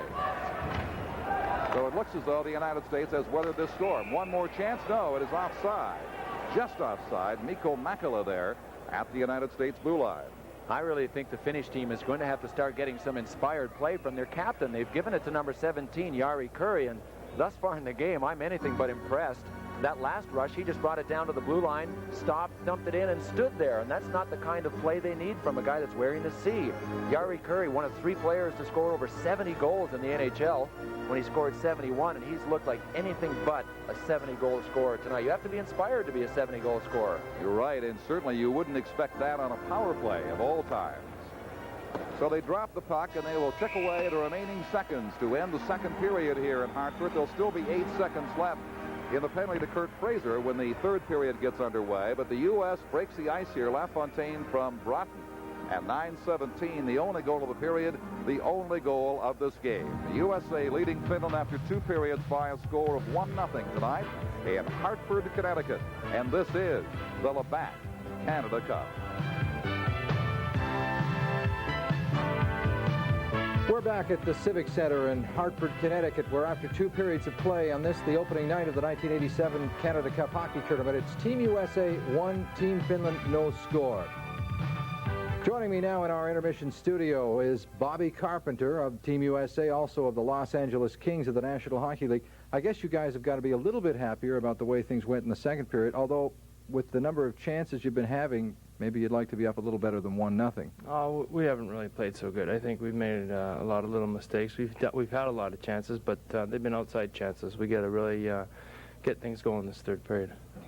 We've been reading in the papers ever since training camp began that Bobby Carpenter looks like a new guy. He came to training camp looking like he was ready to play hockey, and they say that you may have been the biggest surprise that Team USA had at this year's camp. Well, it was a good camp. I think that I didn't have that much of a layoff this summer playing in the World Championships. There wasn't that much time to really to do much, and it just started working out as soon as I finished, and it didn't hurt at all, I guess. I guess in your situation, being the first American-born player ever to score 50 goals in a season, and then going through that, I don't know how to describe it except nightmarish season you had last year, I guess the only thing you can do at this stage is put it behind you and look ahead to 1987 and 88. Yeah, well, things like that happen. I think that if things are going so well, times are bound to happen like that, and you just got to be able to face up to it and not quit and just put it behind you and get back to work. I think the secret to something like that is just trying to forget it and starting all over again. You grew up in a hockey hotbed in Massachusetts, went to St. John's Prep, first high school player ever to make the jump directly. Here you are now going to a place that you wouldn't call a hockey hotbed. Los Angeles has struggled to make the sport grow and survive there. Do you see yourself as maybe fulfilling a role there, an American-born player that can bring some of the fan interest that they may have been missing? I don't know what can bring fan interest there. I think it's a real difficult spot for hockey, but I think everybody in their career, any player that plays in the NHL would like to have a chance to play in LA, and I'm just lucky enough to have it now. I think it's a great place to play. It's got a really young team now. They really start to be on the move now, and I'm just glad to be a part of it. How do you feel about your own situation heading into the upcoming season? Well, we'll just wait and see. I think that this tournament here is going to tell a lot. It's going to be a big tournament, and we just got to get going here, and we'll see what happens. Bobby, thank you very much for joining us. Good luck to you, the Kings, and Team USA throughout the rest of this tournament. After 2 periods of play, the score, Team USA 1, Team Finland 0. We'll be back to the Hartford Civic Center in just a moment with a Team Finland player who's familiar to everyone around hockey circles, Jari Kurri. This is the Labatt Canada Cup. Connecticut, where after 2 periods of play, Team USA and a goal by Pat LaFontaine leads Team Finland 1-0 on this, the opening night of the 1987 Canada Cup hockey tournament. Joining me now in our intermission studio, Jari Kurri of the Edmonton Oilers and of Team Finland. Jari, the first 2 periods, I don't think you would call it the most exciting offensive hockey anybody's ever seen, but nonetheless, both of these clubs have to be careful because these are the games you both have to win to get into that medal round. Well, that's for sure. These games are very important for us and the Team USA, and both teams play a really disciplined hockey. We try to make play the home on end first and wait there. I get the chances. But I guess we have to get our power play going. We had a lot of chances, and so it's going to be interesting third period. They were saying before this game began that if Team USA had an advantage, we talked to Rod Langway a bit about this, it was the physical size of the team might wear Team Finland down. I don't know if you guys felt the same way, but that was something they looked at that they may be able to capitalize on. I don't think that's going to work. We had a bunch of guys who've been playing NHL. They know what to expect. And we have to be cool, not take any stupid penalties when they hit or give a little shot. We have to be cool and take a hit and give it to back when we get a chance. This may not be the best Finnish team that's ever come to a Canada Cup. Then again, it may be, because it certainly is the most experienced, and that has to mean something when it gets down to cases and the games get tougher. Well, I think so. We're looking for that. We have, like I say, a bunch of guys, 10 guys who play in NHL. That's a good thing. We play in 3 lines, and every line we have a couple or 3 guys who play in a small rink, and that makes it feel a lot easier, you know. And our cool thing is Taco playing in Minnesota. He's doing a great job. He knows his little drills here. Everybody knows about Jari Kurri in the NHL, 7 straight seasons with 100 points or more, first European player to score 60 goals or more, first right winger ever to score over 70 goals, playing on a line with maybe the greatest player in the history of the game, at least in Canada, Wayne Gretzky. In light of all that, and in light of the 2 Stanley Cups, what does a tournament like this mean to you? Is it important to you to still take part in something like the Canada Cup? Well, I think that this is a real World Championship, you know. This every team had their best players, you know. This is a challenge for as a player, you know, and see how you're gonna make it, how your country gonna make it. It's an honor to play in a country. Good luck to you and Team Finland the rest of the way. Thank you. Jari Kurri of Team Finland and of the Edmonton Oilers of the National Hockey League. We'll be back to the Hartford Civic Center in just a moment with more from the opening night of Canada Cup 87. After 2 periods, it's Team USA 1 and Team Finland no score. This is the Labatt Canada Cup. Hartford, Connecticut, where we are just moments away from the dropping of the puck to signify the beginning of period number 3 in the opening night of 1987 Canada Cup. Team USA leading Team Finland 1-0. Now let's go upstairs to Don Chevrier and Bill Clement for their analysis of the second period and the game today. All right, thank you, Steve. And yes, there indeed is life after the first period here in Hartford. The United States showed that. The Finns showed it too in the power play on occasion, but certainly the most important event, naturally, was the goal by LaFontaine. And as we said earlier, it came from a situation whereby we hadn't seen men loose in front of the net. Very few chances from that angle, certainly odd angles, but never in front. Well, both teams have been playing, as we mentioned, very strong defensively. So what you have to do is hope that with your pressure game, which the USA is trying to use against the Finns deep in their zone, that you're going to force a turnover. And that's what they did. It was more of a gift turnover than it was a forced turnover. They were scrambling along the boards, and it turned out to be Jari Gronstrand. We'll see him on the right of the screen here, end up receiving a pass. And you know what he's saying right now? Oh, no, not me. Why are you giving it to me?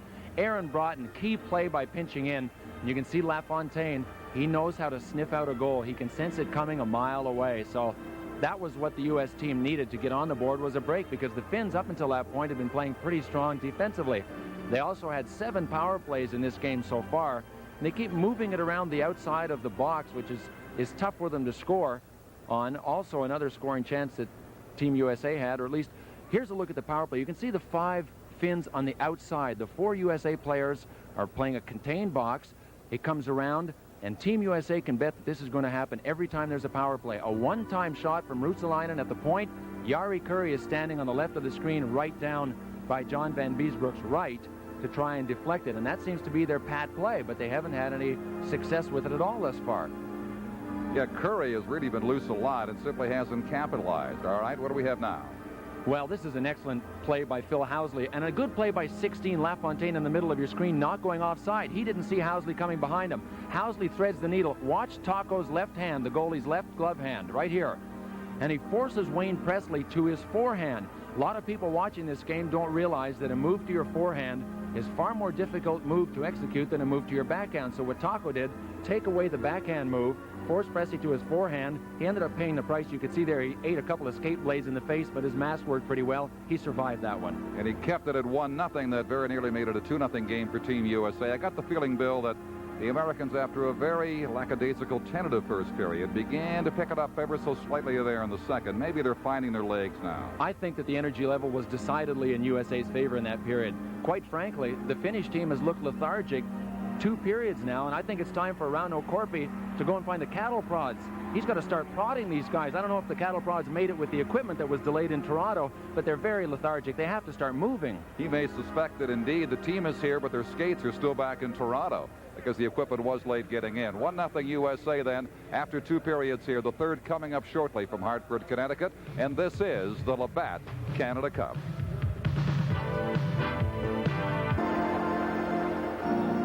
Well, it was certainly a case of missed opportunities for Team Finland there in that second period because of the rash of Team USA penalties. The Finnish team outshot Team USA 11-8 in that period. Not many great scoring chances, but they certainly did have their opportunities after being outshot by the Americans 11-4 in the first period of play. Again, Pat LaFontaine from Broughton with the game's only goal near the midway mark of the second period. It's 1-0 for the team from the United States. You know, it doesn't take long for teams to develop rituals. You can see Rod Langway, top left. See number 5 on the top left of your screen? He will stay there probably till everybody has gone by. And I wonder what happens when players come with the same superstitions and same rituals. All of a sudden they're thrown together. Somebody has to defer. Langway wants to be the last guy. You saw him tip Van Beesbroek's pads, tip the post. And here's the Finnish huddle. They're calling their play right now. It's third down, third period certainly. And they hope they don't punt this one away to Team USA. Still with a few seconds to serve, 8 to be precise, is Kurt Fraser of the United States, penalized late in that second period. So for a few seconds anyway, as they have greetings back to Finland, this game is being broadcast back to that Scandinavian country. The Finnish team will have the power play in effect. What's that say? Hi, Mom. It says, hello, Finland, and I'll leave the rest to your imagination.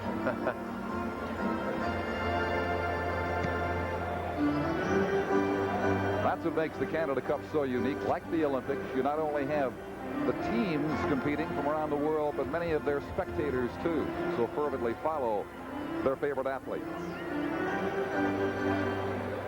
All right, referee Don Kowarski has them underway for the third and final period. There is no overtime, by the way, in the Canada Cup. So the United States looking for insurance here for the 1-0 lead, and the Finns eagerly trying to tie it up. Tikkanen brings it in to Curry, drops the pass for him. Hagman now has it. He tries to play it behind the goal for Curry, sends it too far. And Kevin Hatcher for the Americans gets it out to center ice. Back on the ice is Fraser. He has partial control and a lock from Curry as they slide across the blue line offside. There's Jari Kurri. What a career he's had. 7 straight seasons with over 100 points. And you can say what you want about playing with Wayne Gretzky. Naturally, it's tougher to get 100 points when you're not on the great one's right side. But certainly, I would think it's safe to say Jari Kurri has helped Wayne Gretzky achieve some of his greatness as well. He's a classy hockey player, and I think Wayne Gretzky motivates Jari Kurri quite a bit to play as well. I don't think he would be nearly as effective playing with anyone else. Well, if I were Mr. Curry, I would have a Gretzky clause in my contract that he's got to stay at center ice for me throughout my career. It makes quite a difference. Finland trailing by a goal now. They work it out the left side. 2-on-2. LaFontaine coming back to check on the play. Again, good work by Kevin Hatcher, the Washington Caps defenseman, riding off the Finnish player. Van Beesbroek, short side, made a good skate save. And that sends the Americans away at center ice 3-on-2. Here is Miller crossing the line, but offside was an over-eager Pat LaFontaine. Here's a good look at young Mr. Kelly Miller, left winger from the Caps. You know, rebounds are what make goalies lie awake at night and wonder what went wrong. And Van Beesbroek will leave one here, but watch how he clears it with his own stick right here. Christian Ruutu was within inches of slapping that right back at Van Beesbroek, and he just reached out and helped himself. Have to be so quick. He saw Langway pause for a split second, decided, I better take care of this myself, and he did. We're in the second minute of the third period with Team USA leading Finland 1-0 here in the opening game of the Canada Cup in Hartford. Eero Järvi for Finland now. Shoots it into the USA zone and goes in after it. Johnson slaps it around the boards. U.S. looking for a quick break here now. Housley across to Johnson. Johnson drops it back. Here's Housley getting turned around. He can't get the shot away. Dumps it in front. It is loose. And a great scoring chance tonight right there. Right out in front was Mike Ramsey, all set up. He couldn't put it away. You know, at one point, Kari Taco had 3 helpers in front of him. 3 guys wearing his Finnish colors. They all disappeared. Watch Housley just jam it in front. You can't. There. Look at all the Finns. They're just peeling away. And I think that's Joey Mullen. We haven't seen much of Joey Mullen tonight. 47 goals last year. But Mullen was left all alone. All of the Finns just peeled to the side. And it is still a 1-goal lead. Bob Brooks centering Fraser. And Chris Nyland now. Gary Suter trailing in the slot. And here come the Finns. Delios picks it up, and that will be icing. The puck shot from the Finnish side of center ice. Boy, it was a desperate play, too. That's hardly an encouraging sign for the Finnish team. Obviously, for Team USA, it is one. Matty Hagman had that, and he knew it was icing, but it was a real long shot. He looked over and saw Jari Kurri on the right boards and gambled that he could beat 3 defenders to the puck. He didn't have a chance. Not at all. And the play comes all the way back down now to the right side of Taco. And I don't think that any of the Europeans against Team USA or Team Canada want to leave themselves with an overabundance of face-offs in their own end, because if there's one area where the European teams haven't caught up yet to North American hockey, it's on face-offs. And Brook very good on the draw on many of those face-offs for Team USA. Working with Petri Skriko, and again wins the draw, gets it back in the point. Lazy little shot, still loose in front, and a diving Taco covers up for Finland. 2 minutes into the third period with Team USA still leading Finland 1-0. From Hartford, this is the Labatt Canada Cup. Finnish defender just to the left of his net. And Blomqvist works it up the left side. Again, close coverage by Gary Suter in behind the net. The Finns unable to get it loose. Now digging forward is Skriko. He's being shadowed very closely over in the boards. Kicks it back to the point, and the slap shot by Utila is handled by Van Biesbroek. Chris Nyland for the United States just cleared.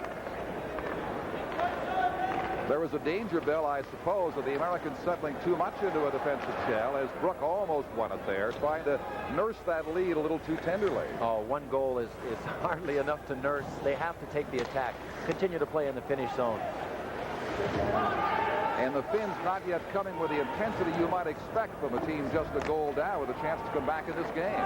Off the boards it goes. The icing call is waved off. The goalie Taco meets it and sends it directly back to center ice. The Finns now breaking in. Here is a shot from Suominen from the left side, handled by Van Biesbroek. Olczyk fed it ahead. Loose puck in the Finnish zone. Blomqvist around behind his goal, intercepted there, and loose on the left side for Langway, winding up with a shot a mile wide. Olczyk now tries to lift the Finnish defender's stick, can't get it up, and the puck comes back to center. Langway with Järvi battling for it. Comes to Olczyk, young man who made his debut in the Olympic Games of '84 as a teenager, now with the Chicago Blackhawks, the National Hockey League. Eero Järvi for Finland. Into the U.S. zone it goes. Left there for Kevin Hatcher. Well, Presley keeps the pressure up. And they get it out to center ice. For Helmanen. Cross to Kurri. His long relay drifts harmlessly down to Van Biesbroek.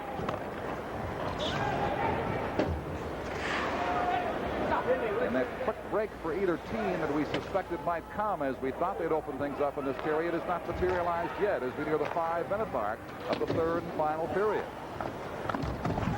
Kelly Miller for the United States leaves it in the Finnish zone. Ruotsalainen sending Hagman away. Over to Jari Kurri.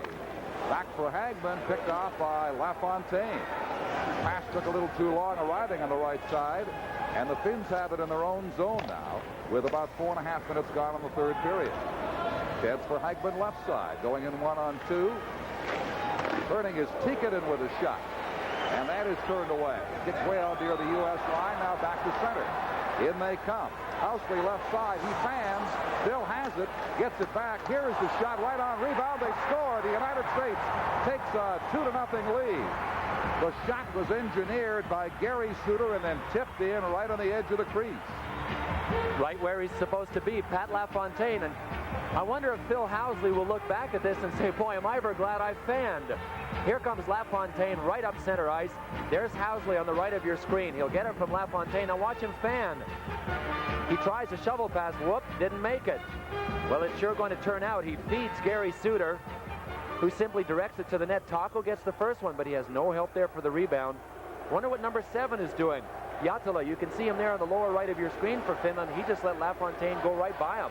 So young Pat LaFontaine getting that rebound and scooping it in for the second goal has scored both Team USA goals tonight. They lead Finland by a score of 2-0. And now the heat is really on this Finnish team. But they rally inside the United States zone. The centering pass, the shot deflected wide from the stick of Christian Ruutu. They headman it out to number 10 for the United States, Aaron Brock. And they whistle it down as play sweeps right in on the Finnish zone. And from Hartford with a 2-0 Team USA lead, this is the Labatt Canada Cup. And Suter, who started the play. You've got to know that the New York Islanders fans and their management, Bill Torrey, their general manager, well, there's another chance. You've got to know they're happy watching Pat LaFontaine pick up where he left off last season. He really finished so strongly and was so valuable for them in the playoffs. The other best player was Mikko Makala. So between them, they kind of carried the Islanders offensively. Here's another look at the goal. Watch number 16. You come back in your picture. He'll be stationed just to the left of the crease. Thank you very much. 2-0. He banked that in off Taco's back, too, didn't he? He just jammed it up. One bank in the corner.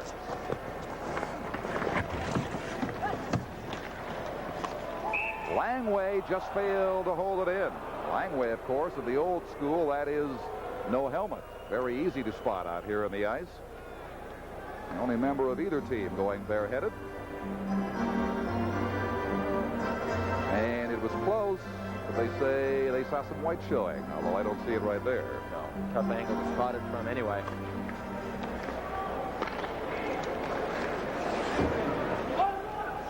Approaching the 6-minute point now of the third period. 2-0 for Team USA. Järvi starting the play on the left side. Sending Suominen away. Bodied out of the play by the United States defense. Now Langway for Fraser. Works it ahead for Nyland. And Nyland was stopped for a moment and continues on by dropping it beside the Finnish goal. Right in front, Nyland missed the relay just by a fraction. So the U.S. gaining confidence now, but the Finns make a bad play right there. U.S. almost had a chance to get a break on that one. It is fed offside, says linesman John D'Amico right there at the Team USA blue line. So now we have 13:32 to play in the third period. The Finns looking a little bedraggled right now. Well, one of the things that Team USA does very well is team defense. Bob Johnson pointed that out, and you can look at their lineup. Guys like Fraser, Kelly Miller, Bobby Carpenter can play some strong defense. So can that guy, Mike Ramsey of the Buffalo Sabres. So 2 goals should be enough to carry them to victory in what has to be the biggest game of the tournament for them. As Rod Langway pointed out when he was talking to Steve Cooney between periods, if they can win tonight and Monday night against Sweden, they should be a shoe-in for the final round, make that Final Four. So this is huge. They're right where they want to be right now. And they indeed in '84 did make the Final Four, losing out of the semifinals, sending Canada and the Soviets on to meet in their dramatic showdown, won by Team Canada. The Finns will be in desperate shape unless they can win this one tonight, as the play is whistled down offside on the high deflection at the blue line of Finland. 13-13. Will it be lucky or unlucky? That's the time remaining in this third and final period. This is the Labatt Canada Cup.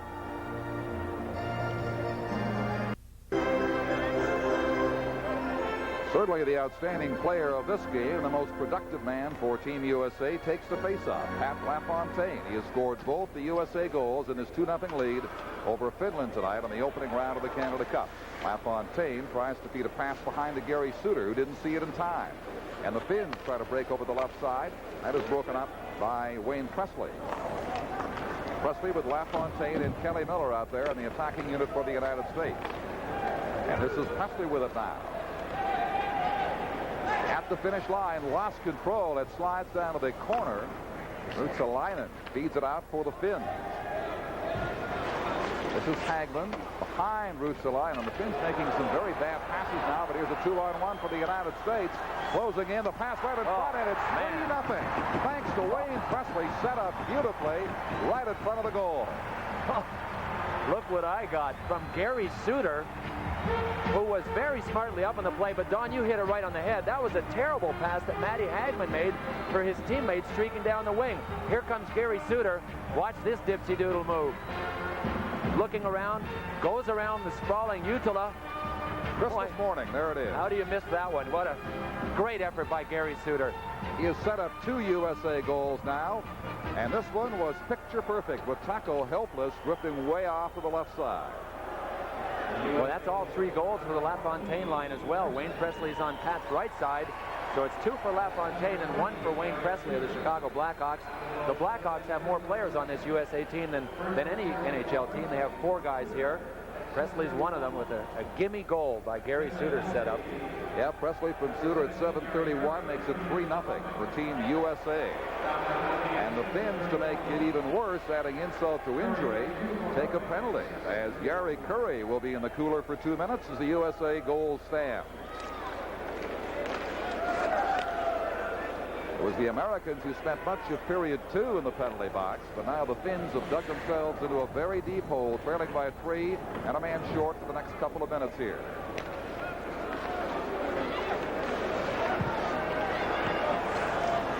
Joel Otto feeding into the right corner. Goes in to help out. Nobody in front of the net for the United States except way back on the point. Bobby Carpenter now with it. He's trying to feed Joey Mullen. U.S. with the pressure of the power play in Finland. For Housley. Here's a chance. Suter closing in with a drive. Rebound still loose. They bang away and sliding across the crease without a stick. The save was made by Christian Ruto. He made a tremendous save, but he left his stick behind, and he had to drag down Bobby Carpenter. Well, had to. He chose to, and he is going off, and now Team USA is going to be 2 men up. And you know what the key here? Suter moves, but look, watch how many times Team USA is allowed by the Finns to bang away at it here in front. 1, 2, 3. And then the timely move by Ruto, who kicked it out and fell on the puck and covered it up. Soccer style. Bobby Carpenter is taking his time. He knows that Ruto doesn't have a stick. Well, that's a good takedown and a pin. And 2 points for Christian Ruto in 2 minutes. You know what's uncharacteristic, Don, about Yari Curry being in there? His penalty was for roughing.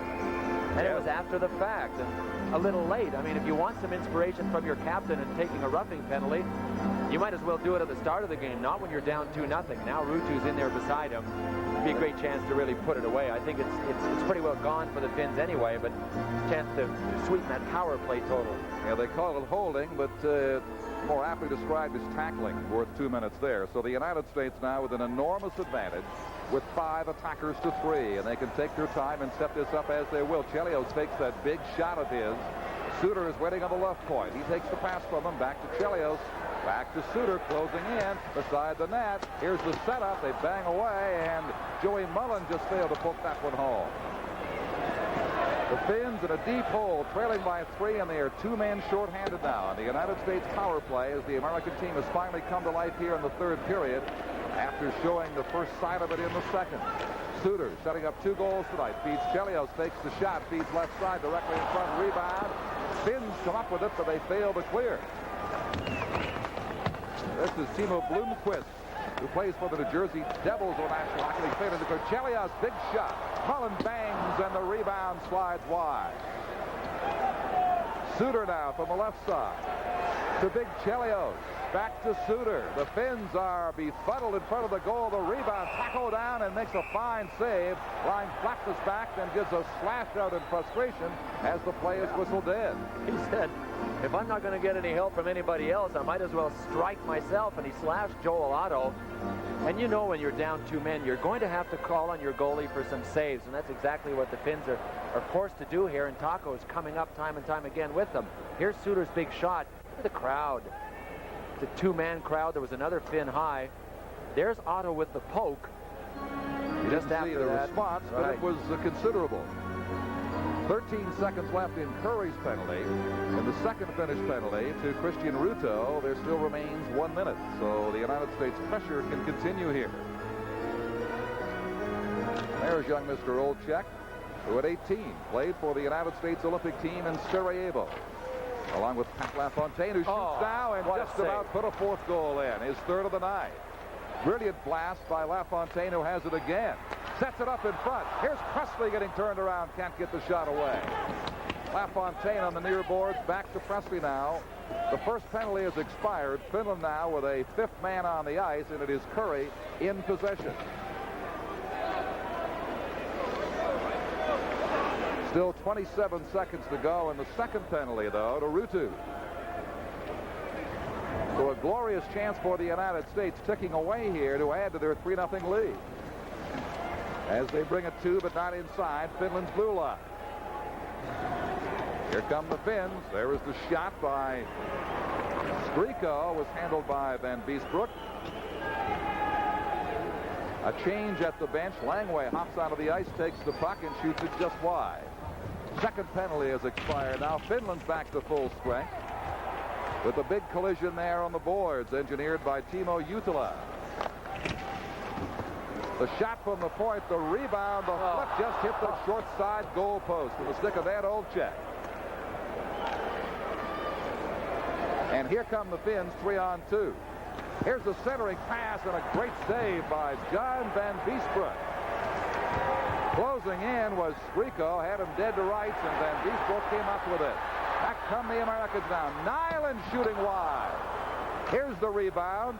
The blast was missed by Kurt Fraser, and the Finns break out once more. 3-4-on-2. Here's the trailing pass at the blue line for Gronstad. He keeps it alive for Finland. Intercepted by Kevin Hatcher. Now LaFontaine into the Finnish corner. 8:45 to play in the third period. Team USA leads 3-0 over Finland here in Game 1 of the Canada Cup Series. Järvi plays it in. Järvi goes in after it against two American defenders. This is Brook trying to bring it away. He loses out. Finns flip it high over the glass, and there's finally a stoppage in play with 8:22 remaining in the third and final period. This is the Labatt Canada Cup. And we'll take a key face-off for Finland in the United States zone. Indeed, a rare face-off down there for the Finnish team. They trail 3-0. Tries to take it back to Ruotsalainen and is unsuccessful in doing so. Up the boards it goes and is deflected down the ice by Team USA. Sirid for Ruotsalainen. Hitting the center red line. Swings across the USA blue. Gets tied up in there. Goes down on the play, and Chelios comes up with it. Hagman battling with Chelios now. Over to the near side for Team USA. And popped ahead by Aaron Broughton to Mark Johnson. Johnson with the trailer and the blast by Joey Mullen, trailing on the play, just going wide from the left point right on. Taco makes that stop. U.S. so many times has been close to a fourth goal the last 2 or 3 minutes, just missing out on it. Siren now gets turned around. Long left wing pass for Bobby Carpenter. Closing in. Puck rolls off his stick into the corner. He hops after it there. But here's Ville Siren to defend for Finland and get it back to center. Phil Housley now. He's been getting stronger as this game has progressed tonight. Carpenter working in the corner against Virta. Held in, left side, long shot by Mike Ramsey, and that is handled by the glove of an alert Kerry Taco. But time is running out on the Finns. Less than 7 minutes left now, and Bobby Carpenter, or not too far, and Ray's not too far from here, played his high school hockey in Massachusetts. The first U.S. player to score 50 goals in an NHL season. He's still only 24 years of age. He's looked impressive tonight, too. I think he's found a lot of the game that he left behind at some juncture last year. He left it on Amtrak, I think, somewhere between Washington and New York. Now, maybe that he's in the air. He'll take it out to L.A. and fly. So there was a break of the play here with the United States leading Finland 3-0 very late in period 3. And this is the Labatt Canada Cup. Korpi, the Finnish coach, and don't let his looks fool you. He looks like a high school coach and an easygoing guy, but he's a real decisive little battler. Last year's World Tournament, his assistant coach disagreed with one of his policies and ended up quitting the team. Neither would budge. Korpi prevailed. Korpi's still here, and his assistant now is coaching, I don't know, Japan, Switzerland, someplace else. Well, here for the United States is LaFontaine getting turned away, comes back, battles back with a pass to Miller. Feeds it on the point. Hatcher down the boards for Miller. Skating in behind the finished goal, looking to pop it in front if he can. He gets turned off the puck by Christian Ruutu, and the Finns come back 3-on-2. Ruutu on the right wing drops the trailing pass, loose in front, Langway up with it and clears it back to center ice. A little over 6 minutes remaining in the third period. The U.S. 3, Finland nothing. More Canada Cup action to come for you in the days and weeks ahead, including the U.S. and the Soviets next Friday night right here in this Hartford Civic Center. We've got a mix-up here now. An American player down. Pushing at him was Skriko with the U.S. player on his back, but they get separated easily. It was Kevin Hatcher who was up and all right. 3-0 for the United States in Hartford, and this is the Labatt Canada Cup. Hartford tonight resembled the Hartford Public Library, certainly in the first period. Very quiet crowd, and then as the U.S. began to accelerate and the goals started to come, they have responded to the occasion. And for the United States, it is a happy occasion tonight. Huxley is in the penalty box there with the first U.S. penalty of the period for slashing. So the Finns now with a chance to execute the power play, something they have missed out on time and time again, certainly in the second period with 7 American penalties called.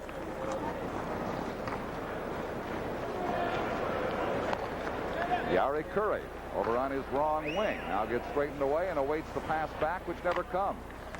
Hagman for Tikkanen, back on the point for Jutila, and he takes his time before winding for the blast that sails wide, and Chelios tries to golf it down the ice. He can't get it away, so he carries over to the near side and up the boards for Bobby Carpenter. Carpenter being hounded by Tikkanen. And he just lobs it down the ice. A little over 5 minutes to play now in the third and final period of this game in Hartford to launch the Canada Cup. And a successful launch for the U.S. The ever-dangerous Kurri leaving it for Jutila. Jutila loses to Langway, and back it comes down the ice. With 3 goals now, the United States, as opposed to 1 earlier, can't afford to play a defensive game and just keep turning the Finns away.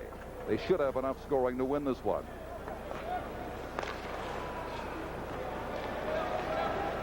Only 2 pre-tournament goals scored by Finland against Canada and Czechoslovakia, and they have been shut out tonight. So their scoring machine needs oil desperately. 4.5 minutes remaining now. Hannu Virta crosses the line, drops it at the point. Here's the pass across to the right face-off circle, and no chance to make a play there for Christian Ruutu. The Americans right in on goal. Pushed in by the hand of Bobby Carpenter. And is it going to count or not? Did it cross the line? There'll be a meeting with the linesman and the referee. I'm not sure that. I think it's good. I wish Don Koharski would show us some emotion. We might be able to read it. I can't tell what he's going to call. I think he might be calling at least a penalty, but it was an excellent individual effort, one way or the other, by Joel Otto. No goal. No goal. He hoops one Finn at the blue line. Look at this move. No goal. It was intentionally put in with a hand, and a penalty goes to Finland for holding. Siren. There's the holding penalty. So it was literally thrown in, although it appeared to cross the line before he did that. Sure it did. That should be a good goal, but Koharski says no. Let's have one more look at this now. There'd be a finished penalty for holding after the goal. Right. But here is Carpenter. There was the long reach. Otto is in, and instead of scooping at the puck, he just moves Bowles' taco like a bowling pin right out of the way.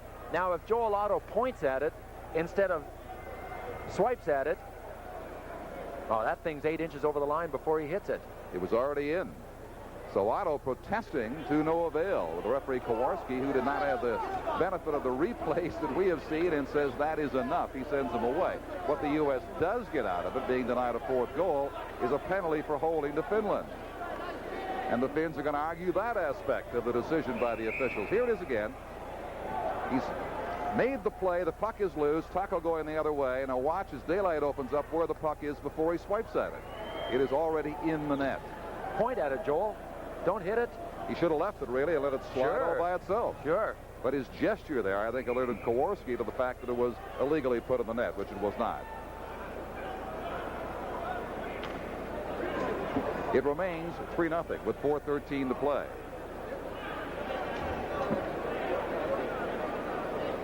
With the United States about to start a power play. In the penalty box for the Finns is Jukka Seppo. We'll make that Siren in the penalty box. The United States just has seconds to tick away on the Presley sentence, and then they will have the power play advantage. They do now as Presley steps on the ice until they can gear it up. The LaFontaine line, successful tonight in an enormous way, brings it up for the United States. Suter starts it off as he has a couple of goals tonight for LaFontaine. Presley makes a good check in there, wins possession. Nobody out in front except on the point for Chelios on the right side. Now Suter. Back for Presley. Cruising in front is Olczyk. The shot from the point drifts over top of the Finnish goal, but held in by the United States by Chris Chelios. Presley tried to pop it in front, was turned away by the Finnish defender. And through the stick it goes of the American defenseman Gary Suter, who has to reload at center ice with the right wing pass. Inside the line comes Olczyk with it. Cruising is Presley. Can't get his stick on it. Gets turned the other way. And Finland clears it down the ice. A little over 3 minutes to go in the game. Less than a minute to go in the Finnish penalty.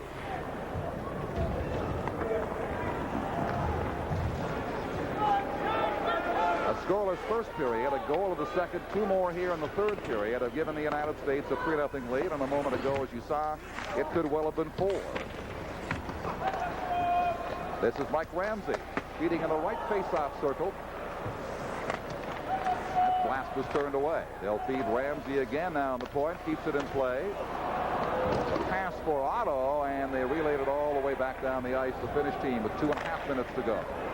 But it looks like the job has been done tonight, Bill Cornette, by the United States team. I think it has. They were patient. They played a very strong defensive game, and the first break that they got was really the LaFontaine goal, and they just continued to pressure, and slowly but surely taking it away from a Finnish team that is... There's a score. A blast by Joey Mullen makes it 4-0 for the United States. Boy, didn't I say earlier in this period that we hadn't seen much of Joey Mullen? Yep. 47 goals last year for the Calgary Flames. And Kerry Taco on this particular goal gives him too much room on the short side. It'll be back to the point and then back into Mullen, who does a spin around. Well, that's a tough call, too. I said Taco gave him too much room on the short side. You could see a screen moving in front of him.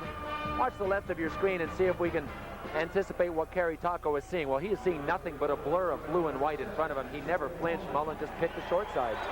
Yeah, that was Bobby Carpenter in front, providing a very effective screen for the United States along with the Finnish defenseman. 4-0 now, less than 2 minutes to play. Team USA very much in command here in Hartford tonight on the opening night of the Canada Cup. After a slow start.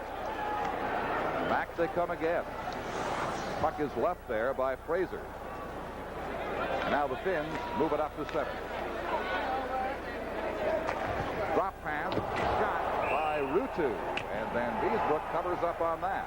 The goal, Mullen from Ramsey at 17:49 has given the U.S. this 4-0 lead with just now 1:35 to play.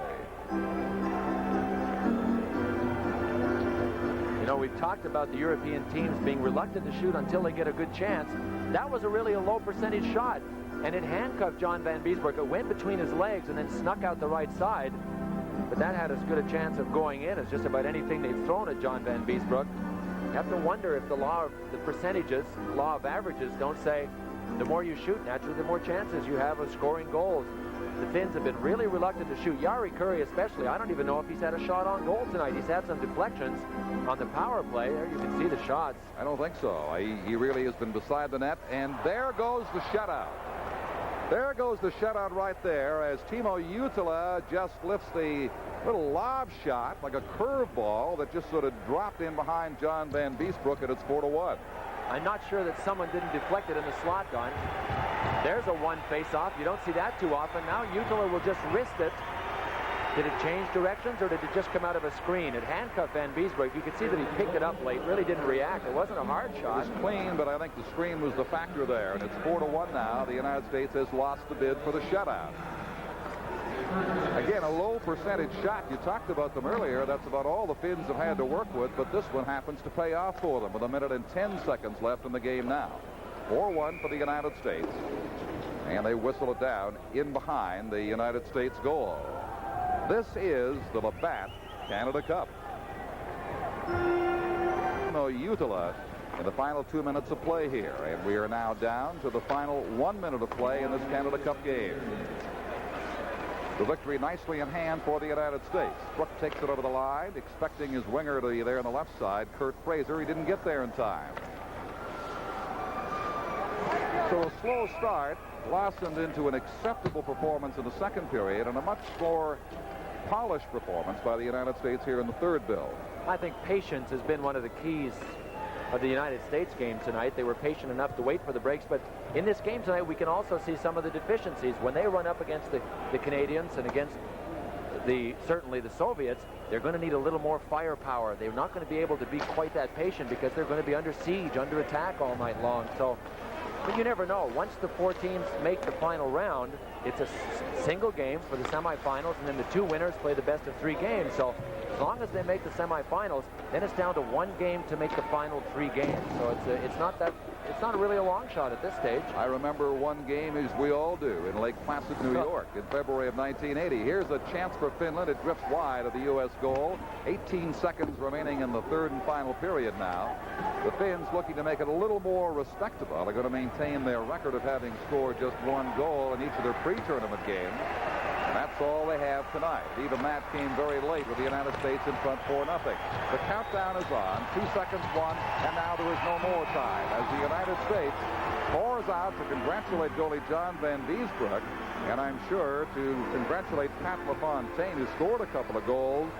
And also a man who set them up deserves praise tonight, defenseman Gary Suter. He made some very nice plays for the American team. He had an excellent hockey game, and I think I'll go back to what we said in the Open. The team that loses this game will not make the Final Four, and certainly Finland, unless I would say Sweden collapses or Team USA, somebody would have to collapse at this stage for Finland to make the Final Four. But certainly it's the win that Team USA had to have. If they can beat Sweden on Monday night, be a great setup for the Final Four. Well, these 2 teams will line up for presentations on the respective blue lines here in the Hartford Civic Center, and we'll have that for you in just a moment here with the U.S. winning 4-1. This is the Labatt Canada Cup. And gentlemen, to present the Labatt Player of the Game Awards, here is Jeff Payne, the Regional Sales Manager for Labatt Importers. The Labatt Player of the Game for Team USA with a pair of goals tonight, number 16, Pat LaFontaine.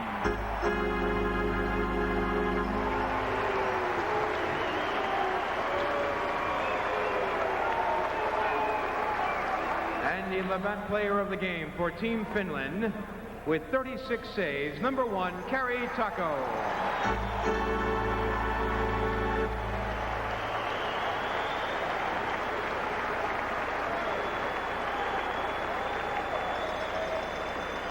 Ladies and gentlemen, Hockey Canada and Labatt's, thank you for your attendance tonight and invite you to continue to follow Labatt Canada Cup 87.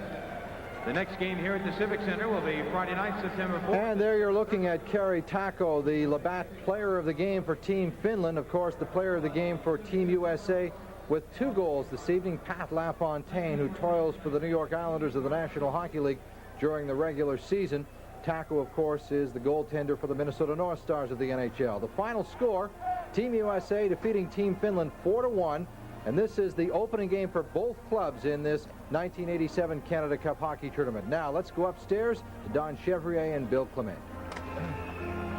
Okay, Steve, and a good start, a not terribly impressive one early on for the United States, but they got their wings, they began to go, and as you say, maybe now that they have had this 1 game under their belt, they will maybe rise to the challenge of playing the tougher teams, the speedier teams, the more skillful teams, the Soviets certainly in Canada. Well, you know, one of the most overworked words, I think, in sports is momentum, but at times it's appropriate, and we just have to look back to 1980. You mentioned the gold medal that Team USA won in the 1980 Lake Placid Olympics, and that was a great example of what momentum was all about, including confidence and believing that you can do it.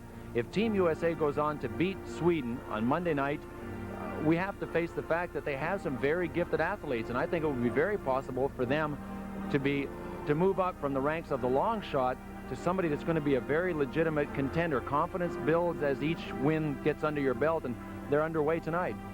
Yeah, the U.S. took a big step toward the Final Four, and I'm afraid Finland may have taken a big step toward the door. I think so. I honestly believe, and I've asked other people that have studied the Finnish hockey program, that they suffer from an inferiority complex. I don't think that Finland believes they can come into a tournament like this and beat these hockey teams. And until they win a silver medal in the Olympics, or say finish second place or win the Canada Cup, I think the Finnish team is going to be destined to continue with this inferiority complex. We mentioned earlier they have great individuals, but they never put together a great team. All right, let's go to Pat LaFontaine, the star of this show certainly tonight for Team USA in a scoring sense. He got that one, but 2 goals. Well, he's the one that started it, and that was the goal that I think really deflated the Finns. They were kind of at the same energy level early in the game, but after this goal, Granstrand was handcuffed in the slot, and Pat LaFontaine simply beats a sprawling Kari Taco. I really thought that the Finns became more lethargic, and the energy level for Team USA went up, and it continued to go up the entire game. Yeah, the U.S. energy increased and the Finnish frustration mounted as the game went on. Taco certainly deserving as the outstanding player of this one tonight. Save after save, but LaFontaine the opportunist again for his second goal.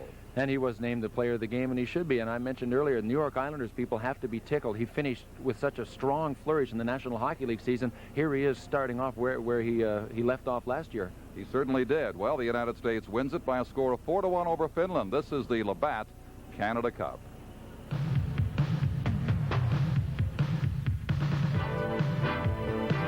And Team USA 4, Team Finland 1 in the opening game of the Canada Cup for both clubs. Joining me now is the player of the game for Team Finland, goaltender Kari Taco, who toils for the Minnesota North Stars during the regular season. A rough start for you guys, kind of put you behind the 8 ball to get into that Final Four.